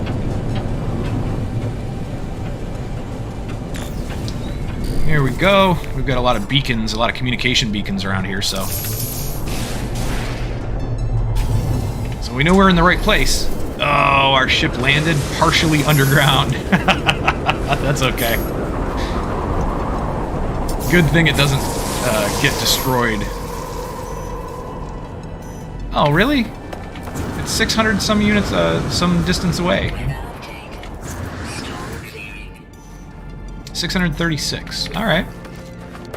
So when it points you to the rendezvous point, or most targets, when your scanner will point you to those targets, it usually ends up pointing you to the general area, and you still have to narrow it down once you land. Using that scanner, using your on-foot scanner. So the target that you have while you're in space is going to be just a generic or general area for you to search.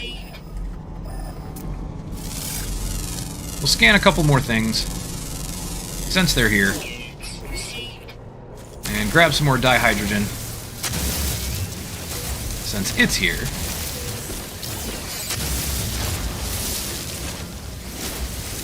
It looks like we got some sodium down there too, which is going to be helpful if we can mine it. Can we mine it? Another plant we can scan. And a rock. Let's see, we can get... No, sodium nitrate. Okay, so that's going to require the advanced mining laser, which we don't have yet. But we will. Let's do the terrain manipulator and grab this. That's a technology module which will give you the salvage data, which then you can use. There's a certain place that you can go with vendors that will allow you to trade those for blueprints. Alright, so 530 some units that way. Oh, another creature. Hello.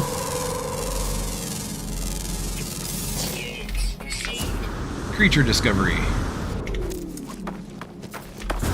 Now, all of these are going to have been will have been discovered by someone else before. That is a dangerous plant that explodes, kind of, sort of, and will damage you. It's not that damaging, but just stay away.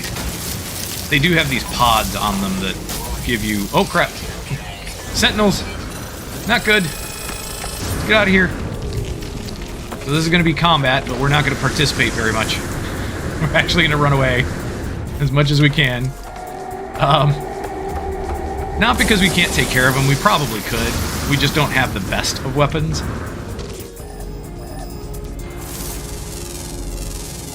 Yeah, those sentinels will... They're somewhat dangerous, but those little ones are not that bad. Ooh, okay. That's another Titan worm burrow. Do we really want to anger the Titan worms? Maybe. Uh-oh, did we get hit? Oof. What else? There's the... Okay, there's the sentinels. Let's get out of here. Because if the sentinels find us, they're just going to make life more difficult. Sentinel force deactivated. Perfect, that's what we were looking for.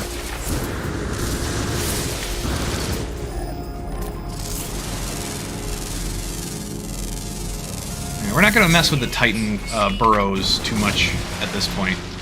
Oh, runaway mold. Oh. That would be nice if we could scan it. Or if we could mine it, but we can't. We don't have the advanced laser. Can we build it? I don't know. Is that the advanced laser? Yes, it is. Okay. Yeah, we can build it. Why not? Wiring loom. We need, what? 1 hermetic seal and 1 carbon nanotube. Carbon nanotube. And hermetic seal. There we go. Alright, so the reason why we want that is because these curious deposits, the runaway mold that they give, will give us, when we refine the runaway mold, we get nanites. Yeah, this has given us a fair amount of runaway mold, so that's fantastic. Love it. That's gonna give us a decent amount of nanites. I mean, it's not a ton, but it is nice. Oh, overheated.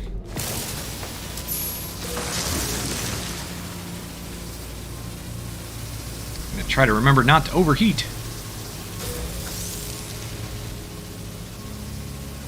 So this is not going to be a speed run of the expedition, but I do plan on completing it within the next few days or so. There's about, from what I saw on the screen when I started the expedition, it said there were 5 days left. So the plan is to absolutely complete it before the 5 days is up.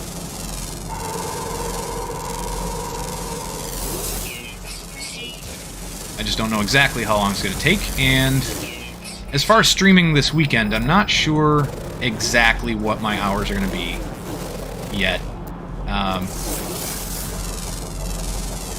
That's still up for debate. So I'm going to try to stream as much as I can this weekend, but I'm not sure how much that will be or when.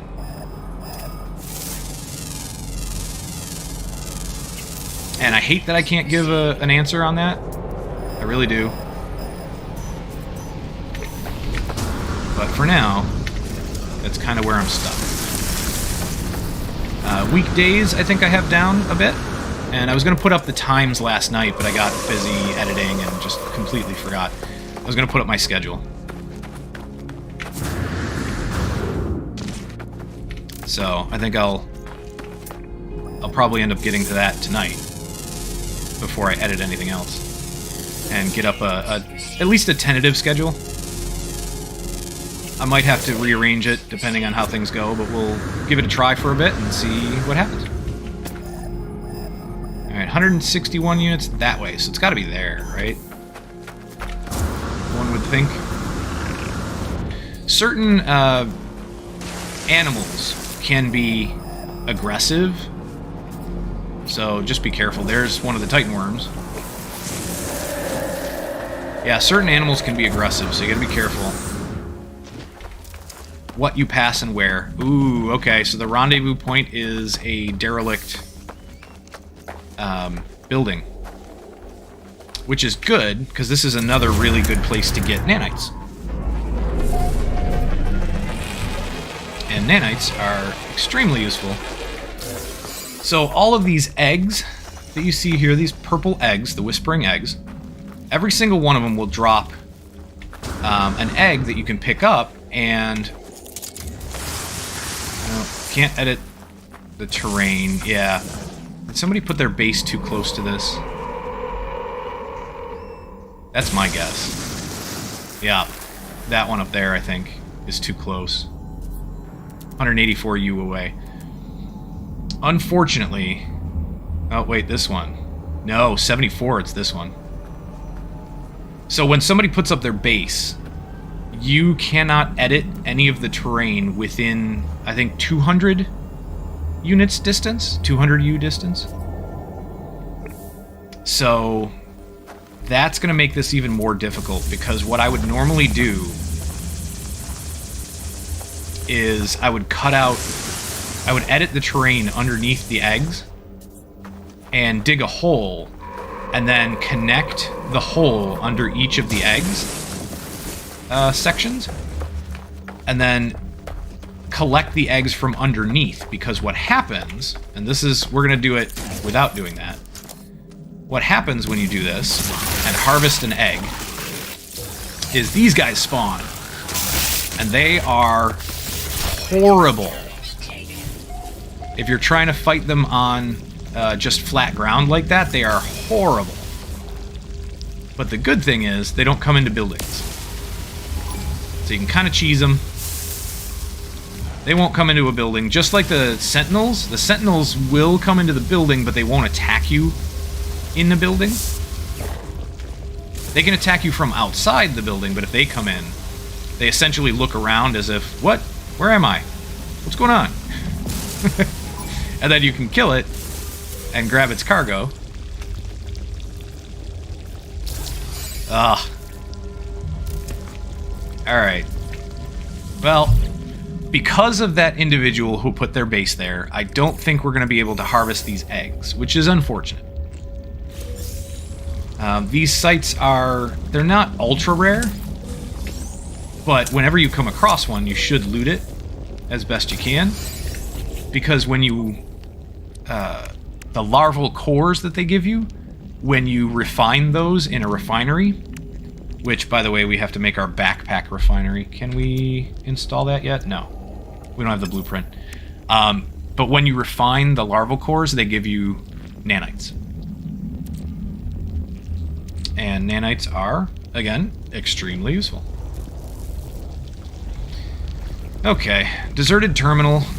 This basically gives us just a little bit of story for what happened to this place. Kinda, sort of. User identified. Terminal now active. Unlocking data log for analysis. It looked like a wound on the world, crimson and ragged-edged. Like something that once lived, but was then torn asunder. I should have stayed away. Had I the senses to taste the air of this planet, I imagine it would have reeked with some kind of alien fetor. Or fetor? Fetor, maybe? I don't know how to pronounce that. But nothing could stall my curiosity. Was it dead? Where I touched it, the surface was moist and yielding. It seemed to become molten then, crawling on a mat of slow cilia, moving from me. I should have left it alone. Analyze data log. I discover something coded deep inside the long-dead traveler's data log. So these are the stories of travelers, which you are a traveler in this game. That's what you are called. Basically, you are an explorer. And so there are other travelers out there who leave behind bits and pieces of their story, which you can come across. It's kind of neat. Something has been left that will aid me on my own journey. Now, they're usually really small stories, and then you'll end up with a reward of some kind at the end. And we got some nanites. Very nice. What do we have inventory-wise? Put those in cargo for now. Salvage data we'll put in cargo because we're going to be getting more of those.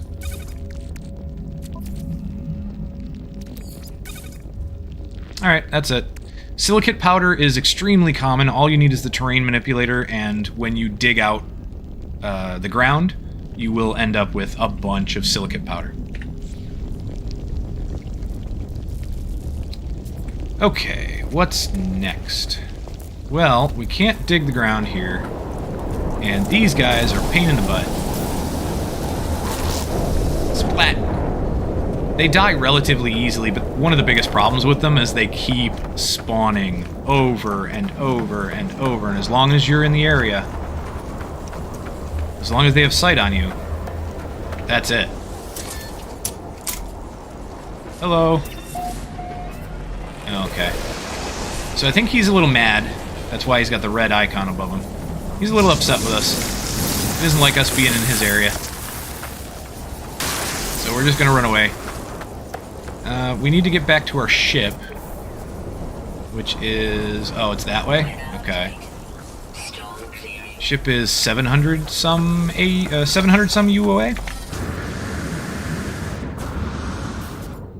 We're gonna forget about the eggs. I hate to do it. I really don't... whoops. Didn't have enough jetpack fuel. I really don't like leaving those eggs behind. But unfortunately, where that person built their base, we can't do it the safer way. So... and we don't have the health, and we don't have the shield to do it with just fighting them on solid flat ground. So we're going to pick up a whole bunch of carbon. Now, when there's a sentinel nearby, which there is one right there, he's shooting at us now. When there's a sentinel nearby, you're better off just holding off. Don't mine anything. Because if you mine while there's a sentinel nearby, they immediately get pissed off at you. The sentinels will pretty much start attacking right away. If they see you mine anything.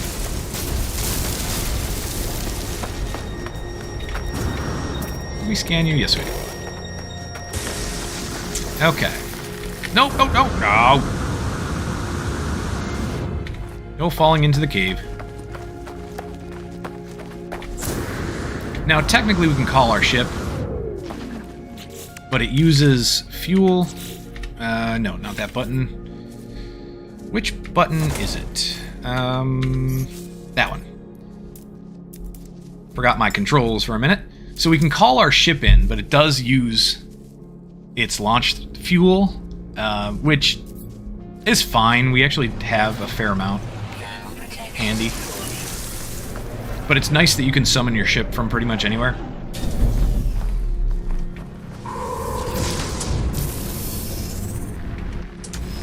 There we go. We'll get out. We'll save. The only time, so this is something to keep in mind, the only time the game saves is when you get out of your ship or you actually interact with a save beacon of some kind. So we have no more fuel for our launch thruster, or we have minimal fuel, not enough to launch. So we'll pop that in there.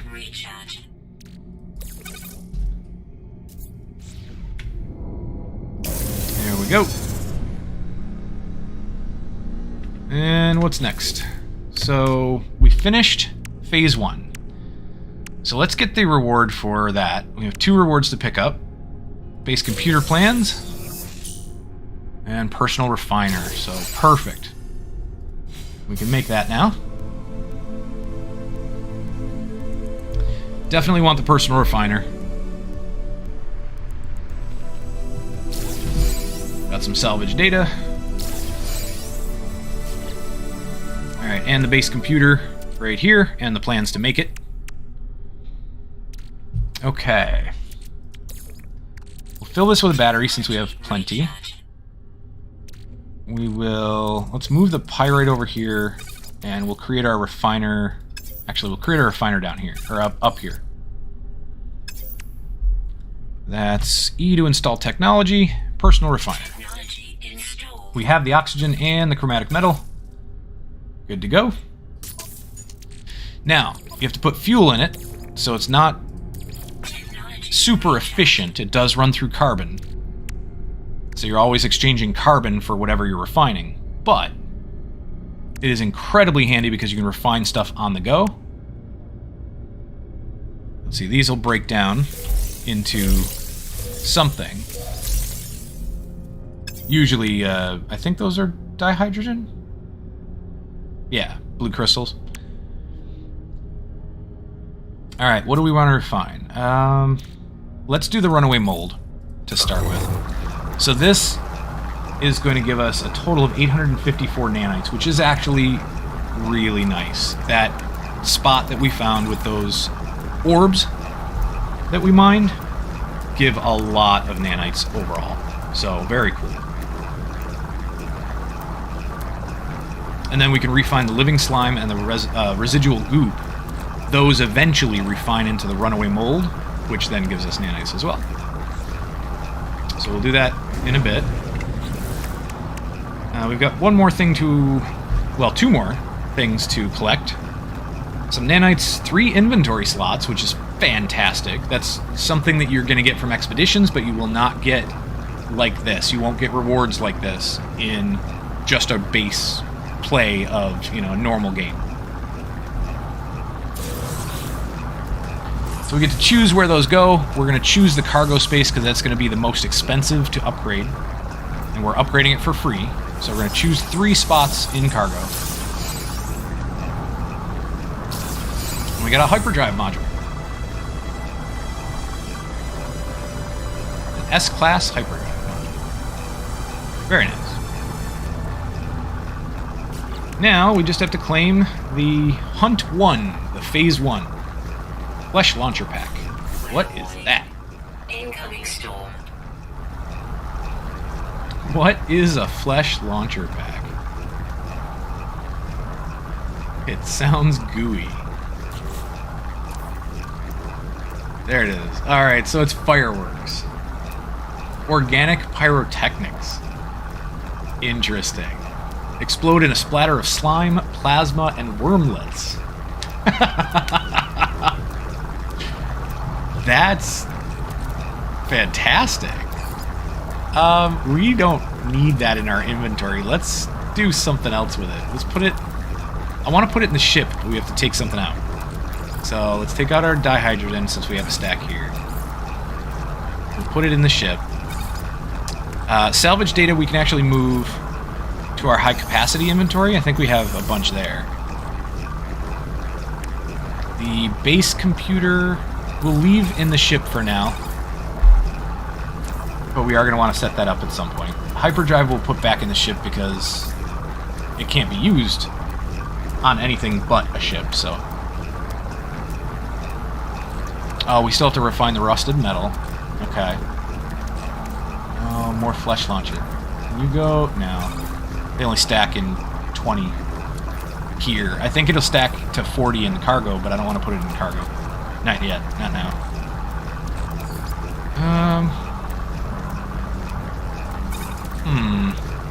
We'll put the Viking effigy because we are going to come across more of those. And I guess the battery,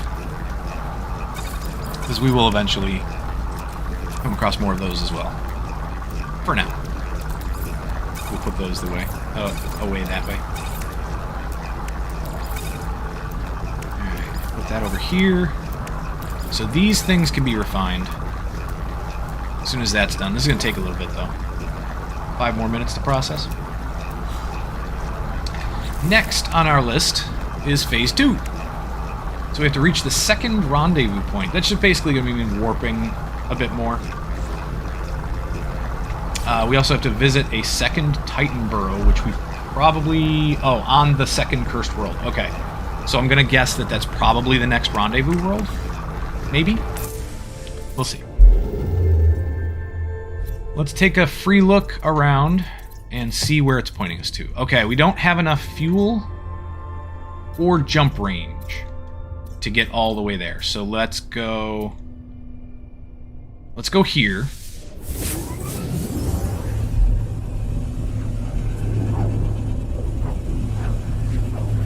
This will be our first jump towards the second rendezvous point.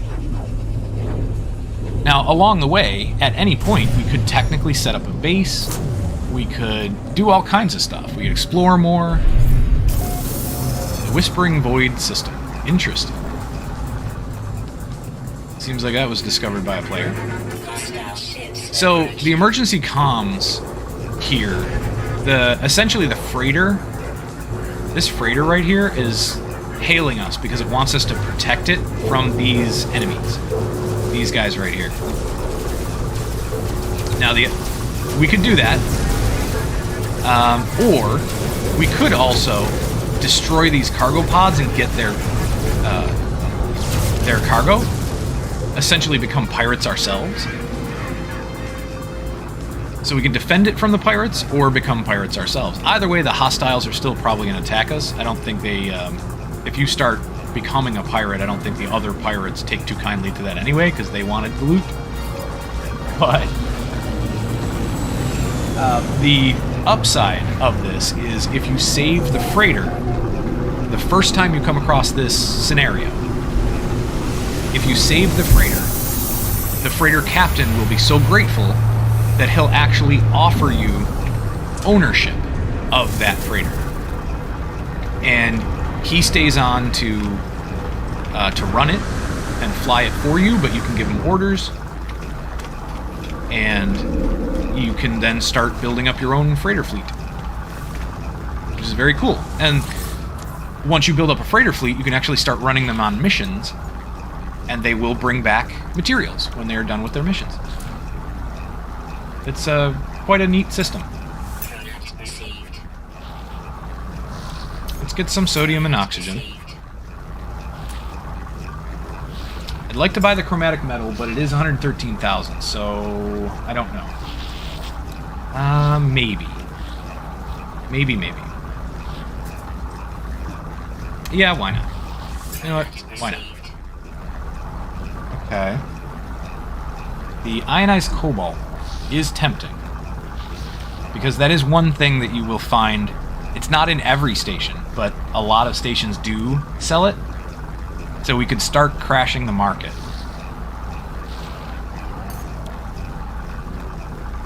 Let's get started on that. That'll help later. And we'll buy some cobalt as well. Command received. Okay. Alright, so we're done there. We can go into the back room and grab whatever we can grab. Some back rooms just have carbon, some will have other things like nanites or something that you can grab. This doesn't have anything on the table. There isn't anything around the outside of the room to interact with other than the light, maybe.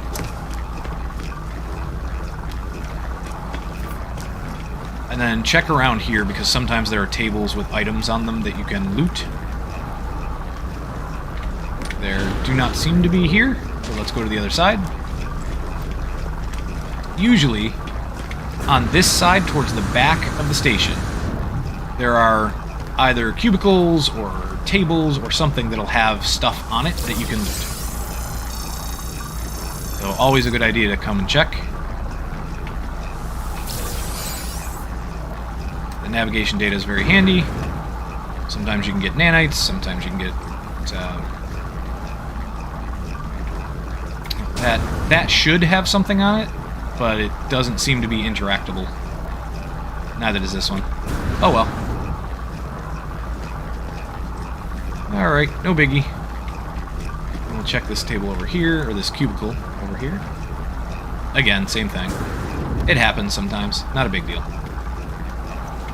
Oh, we got this one though. Alright. Let's check these guys, because sometimes they have something on their counter. And then we'll buy a storage upgrade. 10,000 units, so that only doubles, instead of being 100 times what it was, it's only double. Technology is super cheap though, that's 1,000, because this fills up pretty quickly. Let's buy a regular general tab upgrade for now. I don't think... well, actually, let's try. Let's find out if we have any S-class upgrades that we want to get. Alright, so radiation shield, not really. Toxic, not really. So not for the suit. How about the Starship?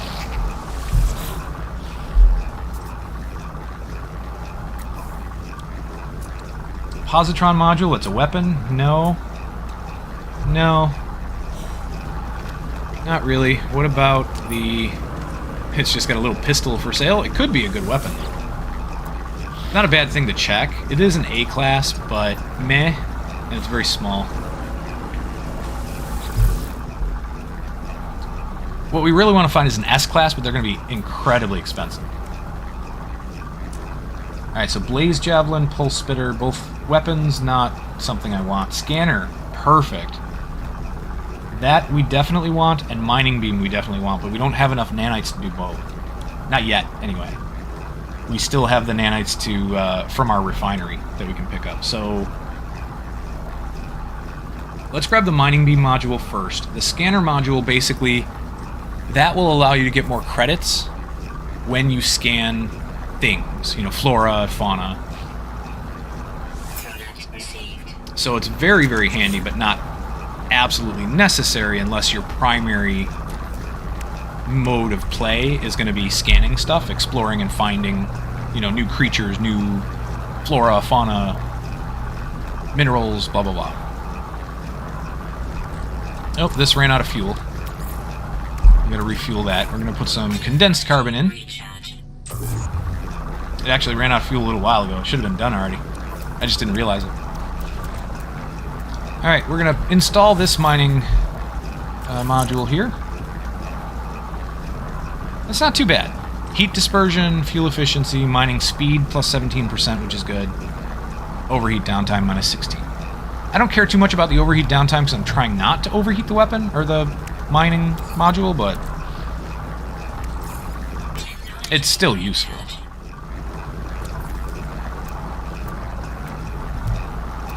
Alright, so this is going to take another, what, 3 minutes-ish? Let's get back to the ship. And let's save.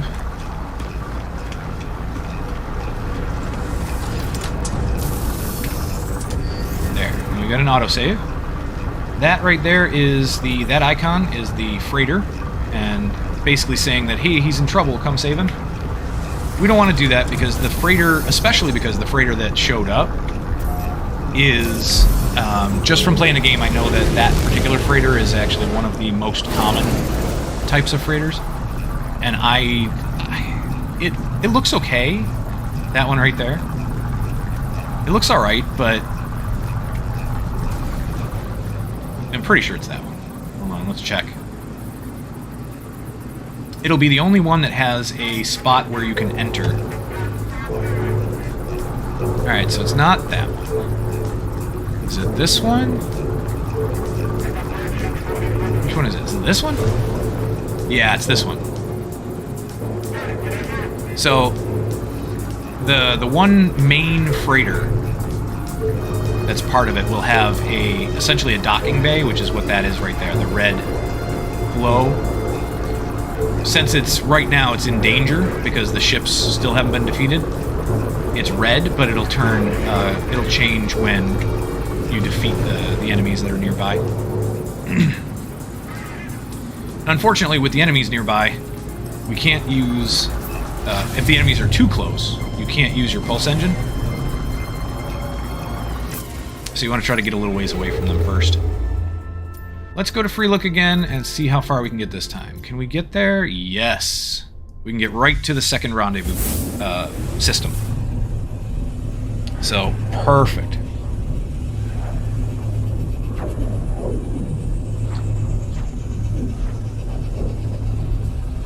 We'll head to this next rendezvous system. Check out what's here. We'll head to the station first, as I always recommend doing when you get to a new system.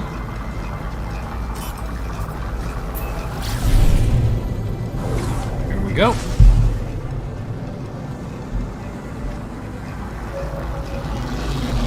Just head into the blue light and it will drag you right in and auto land you.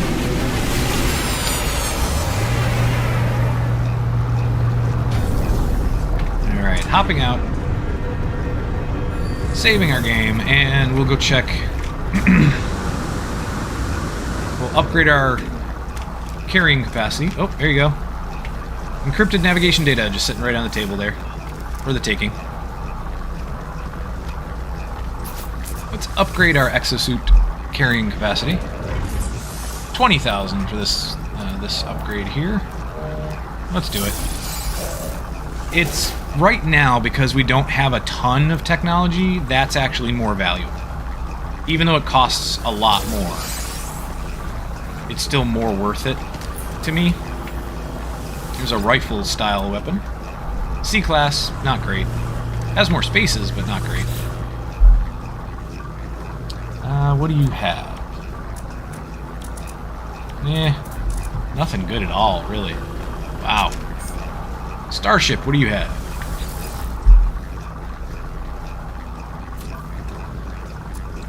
Hyperdrive, okay. Perfect. So we're going to pick up one of these. I think we'll stay until our stuff is done.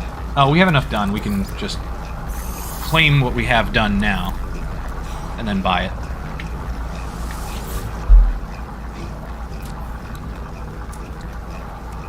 There we go. So that should give us... Let's see, where's our hyperdrive? It's down here. Okay. So we'll install this one. We're running out of space. How about we take our base computer and move it over? Because we're going to need that at some point on our character. We'll install this. 201 light year increase. That's good. That's very good. And then let's rearrange some things because we can get a much better grouping if we do it here. So let's do this. Let's move this up. Move this down. Actually, we want that in the middle. Move that here. That here. Put this... we'll put that up there for now. What we want is... these switched. So here... Nope. Keeps going to the inventory, or the technology tab, because that's where it wants to put it. Alright, so we'll do that for now. We can put the other one right here, actually. But in order to do that, we're going to have to move these. How about we do this? We'll put the storage thing here, storage augmentation there. And then we'll use the exosuit. There we go.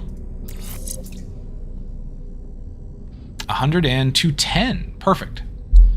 Alright, so that gives us a pretty big boost in our warp capabilities. Swap this out. We're going to have some more inventory space soon because all of this is going to get refined. Okay, so I think you have to do 5 at a time for the runaway mold. So we have to put that back in our inventory. Refill our carbon. Let's do the rusted metal, since that'll turn into ferrite. We can just stack it here. And then we'll do the residual goop, and this one I think is the lower. No, maybe not. That might be the lower valued unit. I mean, according to the value, they're 20 units apiece, so either way. Now, I think the residual goop is the lowest form of that, and that turns into living slime, and then that turns into something else, and then that turns into runaway mold. Something like that. But we'll get that started. Let's go to the secret room. Or not secret room, but, you know, back room. Anyway. This one has people in it. Extract nanites from that device. Looks like a research device. We'll grab some carbon. We'll grab some navigation data. Okay, now we talk to these people. 1 or 2 of them are going to actually ask to join us at our base, but we haven't built a base yet. Yep, this one's going to ask to join our base, right?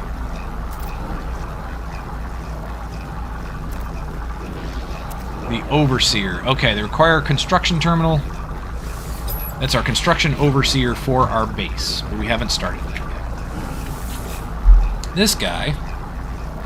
Yeah, this guy's going to offer to join as well. He's the exocraft terminal vendor or researcher. He's going to help us with our base as well. This guy...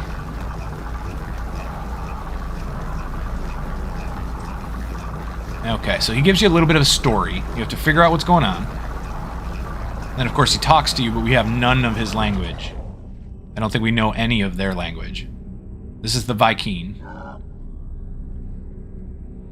So he needs to talk through his situation, and since we don't know what he said, we don't know where he stands, we don't know how to advise him.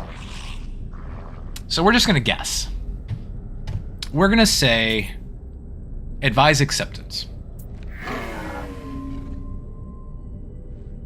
Okay.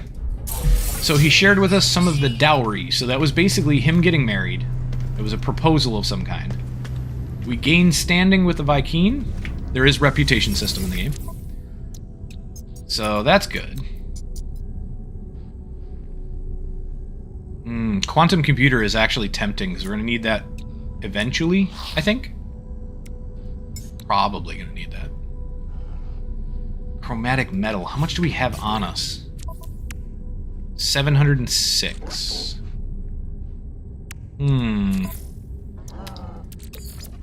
I am not sure.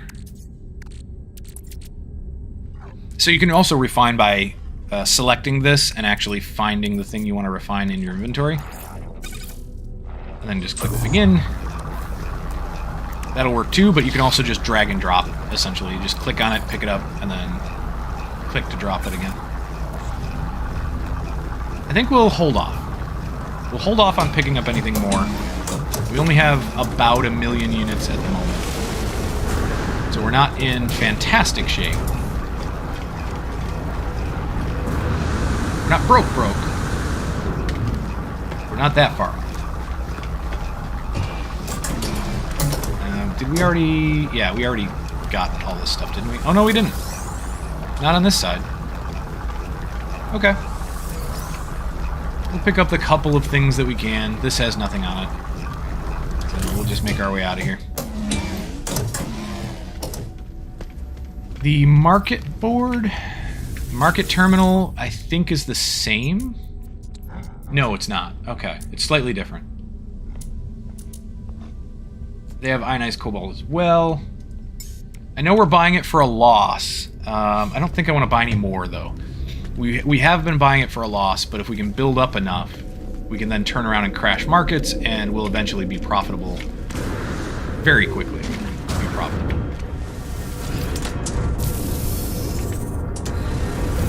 Save the game. Get back in here and check out our inventory. So we're not doing too bad inventory-wise. Alright, so living slime went to viscous fluids. That goes to... the residual slime? I forget what it's called. Went to the viscous fluids, and then that goes to living slime. And then the living slime goes to runaway mold. If I remember. Save it again real quick. Alright, what do we need to do next? Reach the actual second rendezvous. So let's take off. There we go. And when you take off from a space station or from a landing pad of some sort, it does not require launcher fuel, which is fantastic. If you take off from just the ground, just somewhere on the planet, then that does require launcher fuel. Something to keep in mind. There's more runaway mold. Oh. We can't use our pulse engine anymore. We're too close to the planet, so we just have to boost in. It's gonna be a little slower, but that's okay. So if there's runaway mold here, we can pick up some more nanites. That's awesome.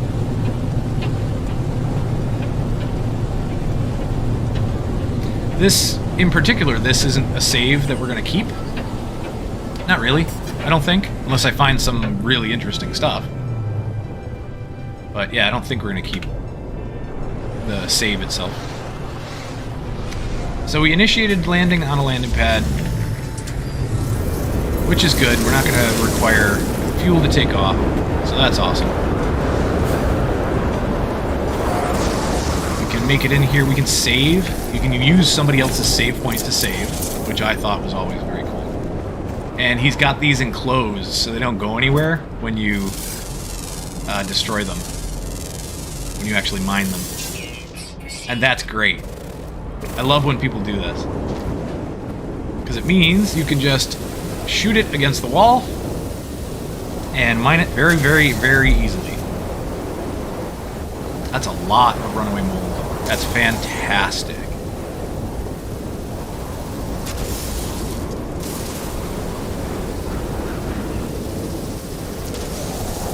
Oh, I love it. It's going to give us a lot of nanites.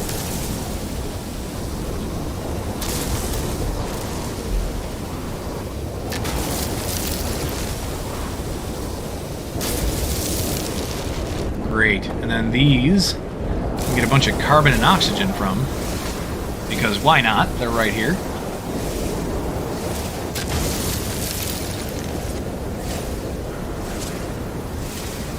There we go. And those respawn. So those orbs will respawn, allowing us to pick up more and more and more nanites. Now this is nice because we can use his refiner, his or her refiner, and these large refiners don't actually take fuel, so we're not going to be wasting carbon.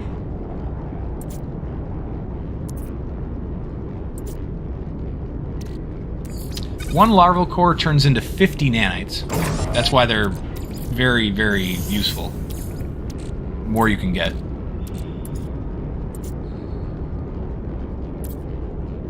I think that might be everything that we want to refine at the moment. Although, we could refine cobalt into ionized cobalt, just so we have it.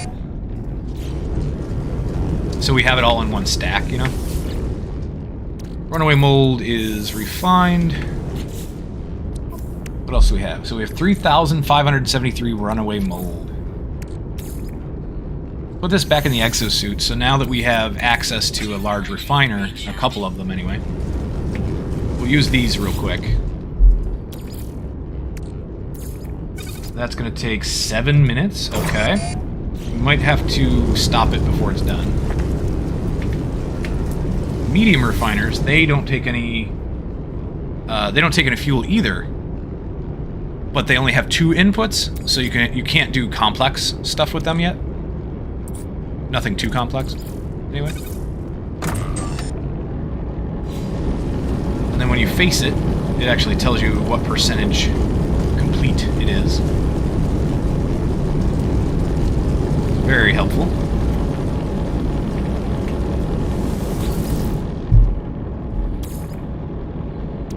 Okay, what else? What else are we going to refine? Let's refine half of the remaining carbon that we have. That'll be done pretty quick.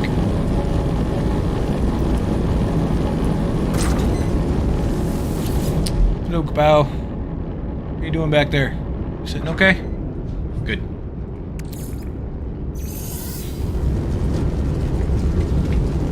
This refiner is done. Runaway mold. Let's grab that and then put it... Actually, I want to split this stack, because this is only 19% done, so we're going to stop this for a second. Gather that, split this in half, put half in our exosuit, whoops, and then start this. It'll take 3 minutes-ish.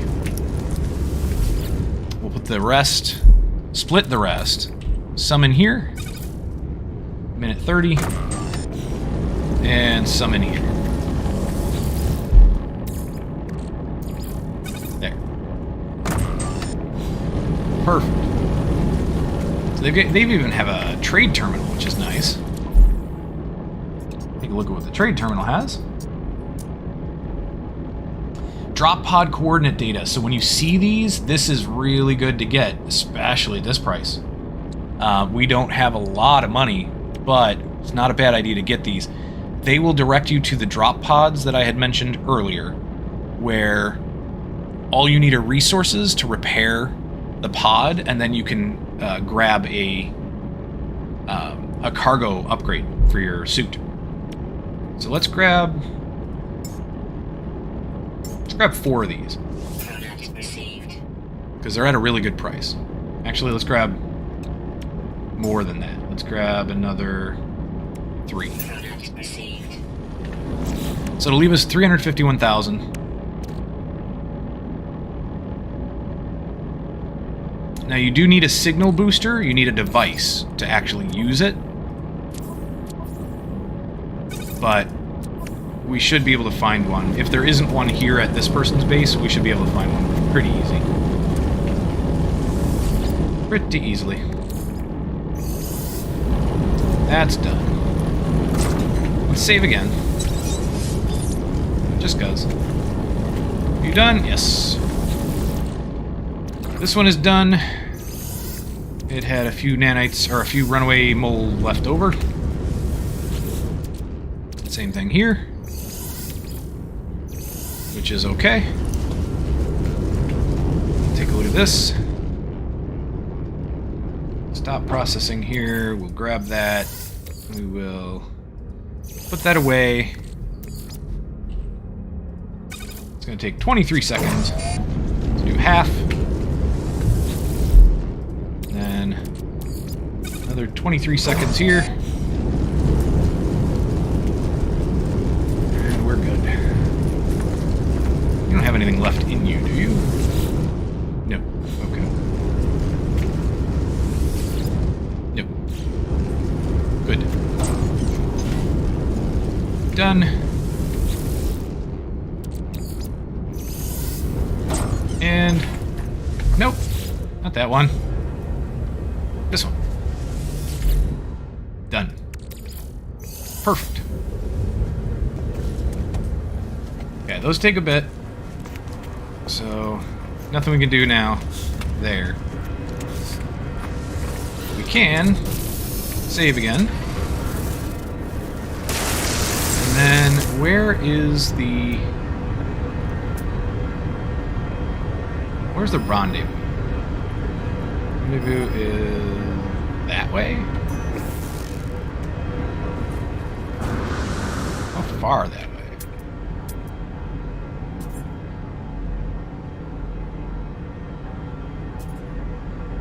Well, let's go back up into space. Because I know we could see it from there.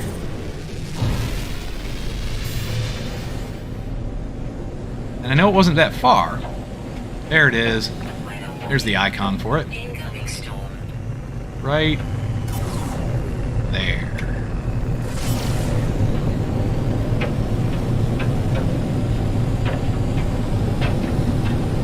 Roll over. Okay. So this is the general area for the rendezvous. We'll land. We'll see what it says.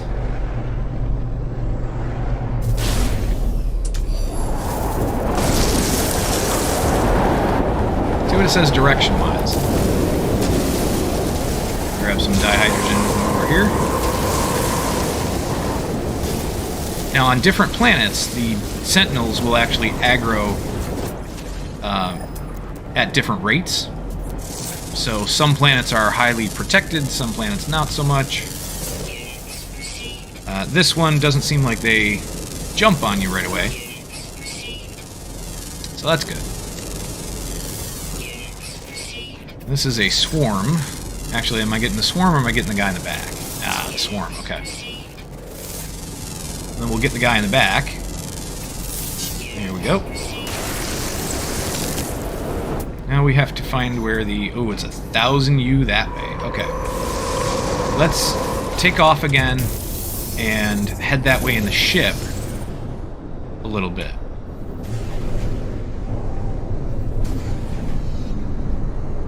There's an outpost. Somebody's outpost over there. 30 seconds to get to it.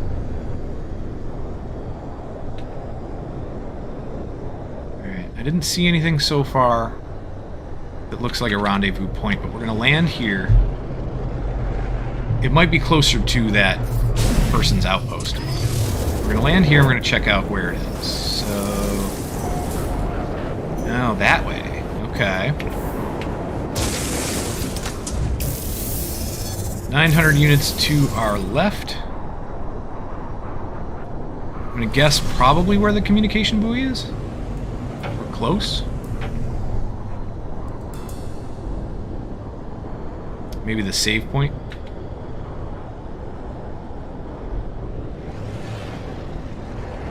We might just have to run it on foot. Let's take a real quick look at our ship, though. I want to make sure it has enough fuel, yeah, to take off. Okay. 466 that way. All right. We'll travel the rest of the way on foot. And we are losing life support. We'll put oxygen in our life support. Recharge.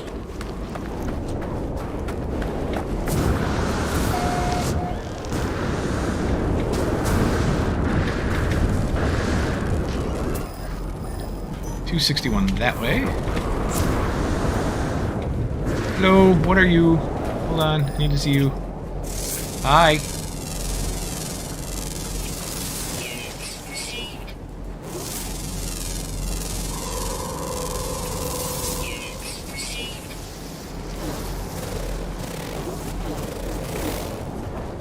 You are interesting.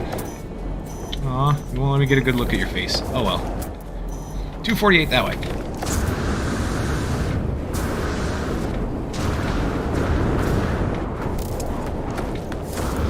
Is that it? Or is that somebody's base? Well, that's it. Oh, and it's another... So, again, this is going to be a base that we can't do anything to. Yeah. It's a shame that people do that. I would like to assume that the people who do that, most of the people who do that, don't know. They don't realize, oh, nobody else is going to be able to dig the terrain. But I'm sure there are plenty that do it and don't care. It doesn't get you anything. There's no benefit to putting your base this close to anything, this close to another facility or something. There's no real benefit to that, other than you save a little bit of time going back and forth to your base. But why? Why? I don't know. Why be that way to other people? Like, you're making it difficult for anybody else who comes here. So, I mean, if you don't care, that's unfortunate. Kind of sucks. Kind of makes you crappy in a lot of ways. You know, now you made it that much more difficult for people to get those eggs and be able to turn them into nanites. It's unfortunate. But, oh well. What can you do? User identified terminal now active, unlocking data log for analysis. Yeah, that was the same. Yep. Same thing as we had last time. Discover something coded deep inside. Something's been left. And it's more nanites. Always useful. Especially since there's not much we can do otherwise here. So, oh well. We'll loot the containers out here near the save beacon.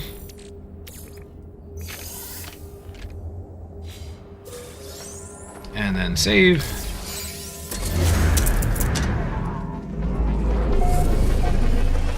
That's funny. So apparently it was discovered by us? Maybe not. It is possible that it just wasn't uploaded. So, hold on. Where is our log? Okay. So when you... the catalog, sorry. Discoveries, not catalog. Discoveries. So when you discover things, you can upload them, and when you upload them, you get nanite clusters for them. If you are the first one to upload, you can rename. So, can we rename this? Yes, we can. We can rename this. I don't really care to name it anything else. We'll just accept it the way it is. Amsam Valley. Oh, you know what? Actually, let's do this. It's going to be the Omnom Valley. Why not? The Omnom Valley. We just make a very slight change. So we'll accept that. We uploaded it. Now it is the Omnom Valley because we were the first ones to actually discover and upload. You can discover it, and if you don't upload, then somebody else does first. They get to rename it. So, yeah, online discovery services are active. Now we can upload everything if we wish. By backing out and going here. I think that's it. Under that part of the Discoveries tab. Yeah, you can upload all here. And you get all the nanites for everything that you discovered in this particular system. Or, is this for every system? I think that might be for every system. Every system that you have not yet uploaded. Things that you've discovered. So it doesn't give you a lot. Really doesn't give you a lot of nanites. But ultimately, still worth doing from time to time. Plus, if you want to rename something. Okay. Oh, there's there's a collection up here of flowers, of plants that you can harvest. Where are they? Right here. So these are oxygen-rich plants. Every once in a while you'll come across these. There's yellow ones, which give you generally sodium. There's blue ones, which boost your backpack. There are these red ones, which give you oxygen. You can then just loot them, and you get a fair amount of oxygen. Usually you only see 1 or 2 or maybe 3 in a cluster. Something like that. But every once in a while you run across a small patch.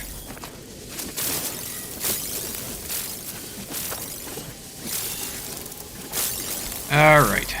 So we got all those. What we're gonna do here is we're gonna go back and call in our ship. And then I think from there we're gonna end up having to call it. Because it's right about that time. There we go. Call in our ship here. Another creature we can scan. Anybody else?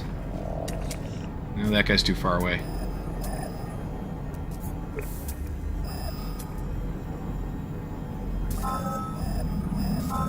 Alright, so the next thing we have to do is actually go find a Titan burrow. A Titan worm burrow. And we will, but not tonight. Or not right now, at least. I might come back on and stream a little bit later tonight after my appointment, but that's not necessarily the plan. Stay up here, pal. We're not done yet. We're almost done. So I can't guarantee that. There's a good chance I won't. But depends on everything else that I get done. I want to get a decent dinner, and I want to get some good sleep tonight. So outside of that, much appreciated to anyone and everyone that showed up. Anybody that watched the stream, I love you. Thank you for coming. And to our new subscriber, or our new follower, thank you so much. I appreciate it. Anybody, please follow on Twitch, subscribe on and like on YouTube. It all helps. It all helps the algorithms. Helps to get us noticed more. And if you have any suggestions, please, by all means, let me know. Either in chat, leave a comment on YouTube videos, whatever floats your boat. I will then see you in the next video. I hope everybody has a great night. Take care.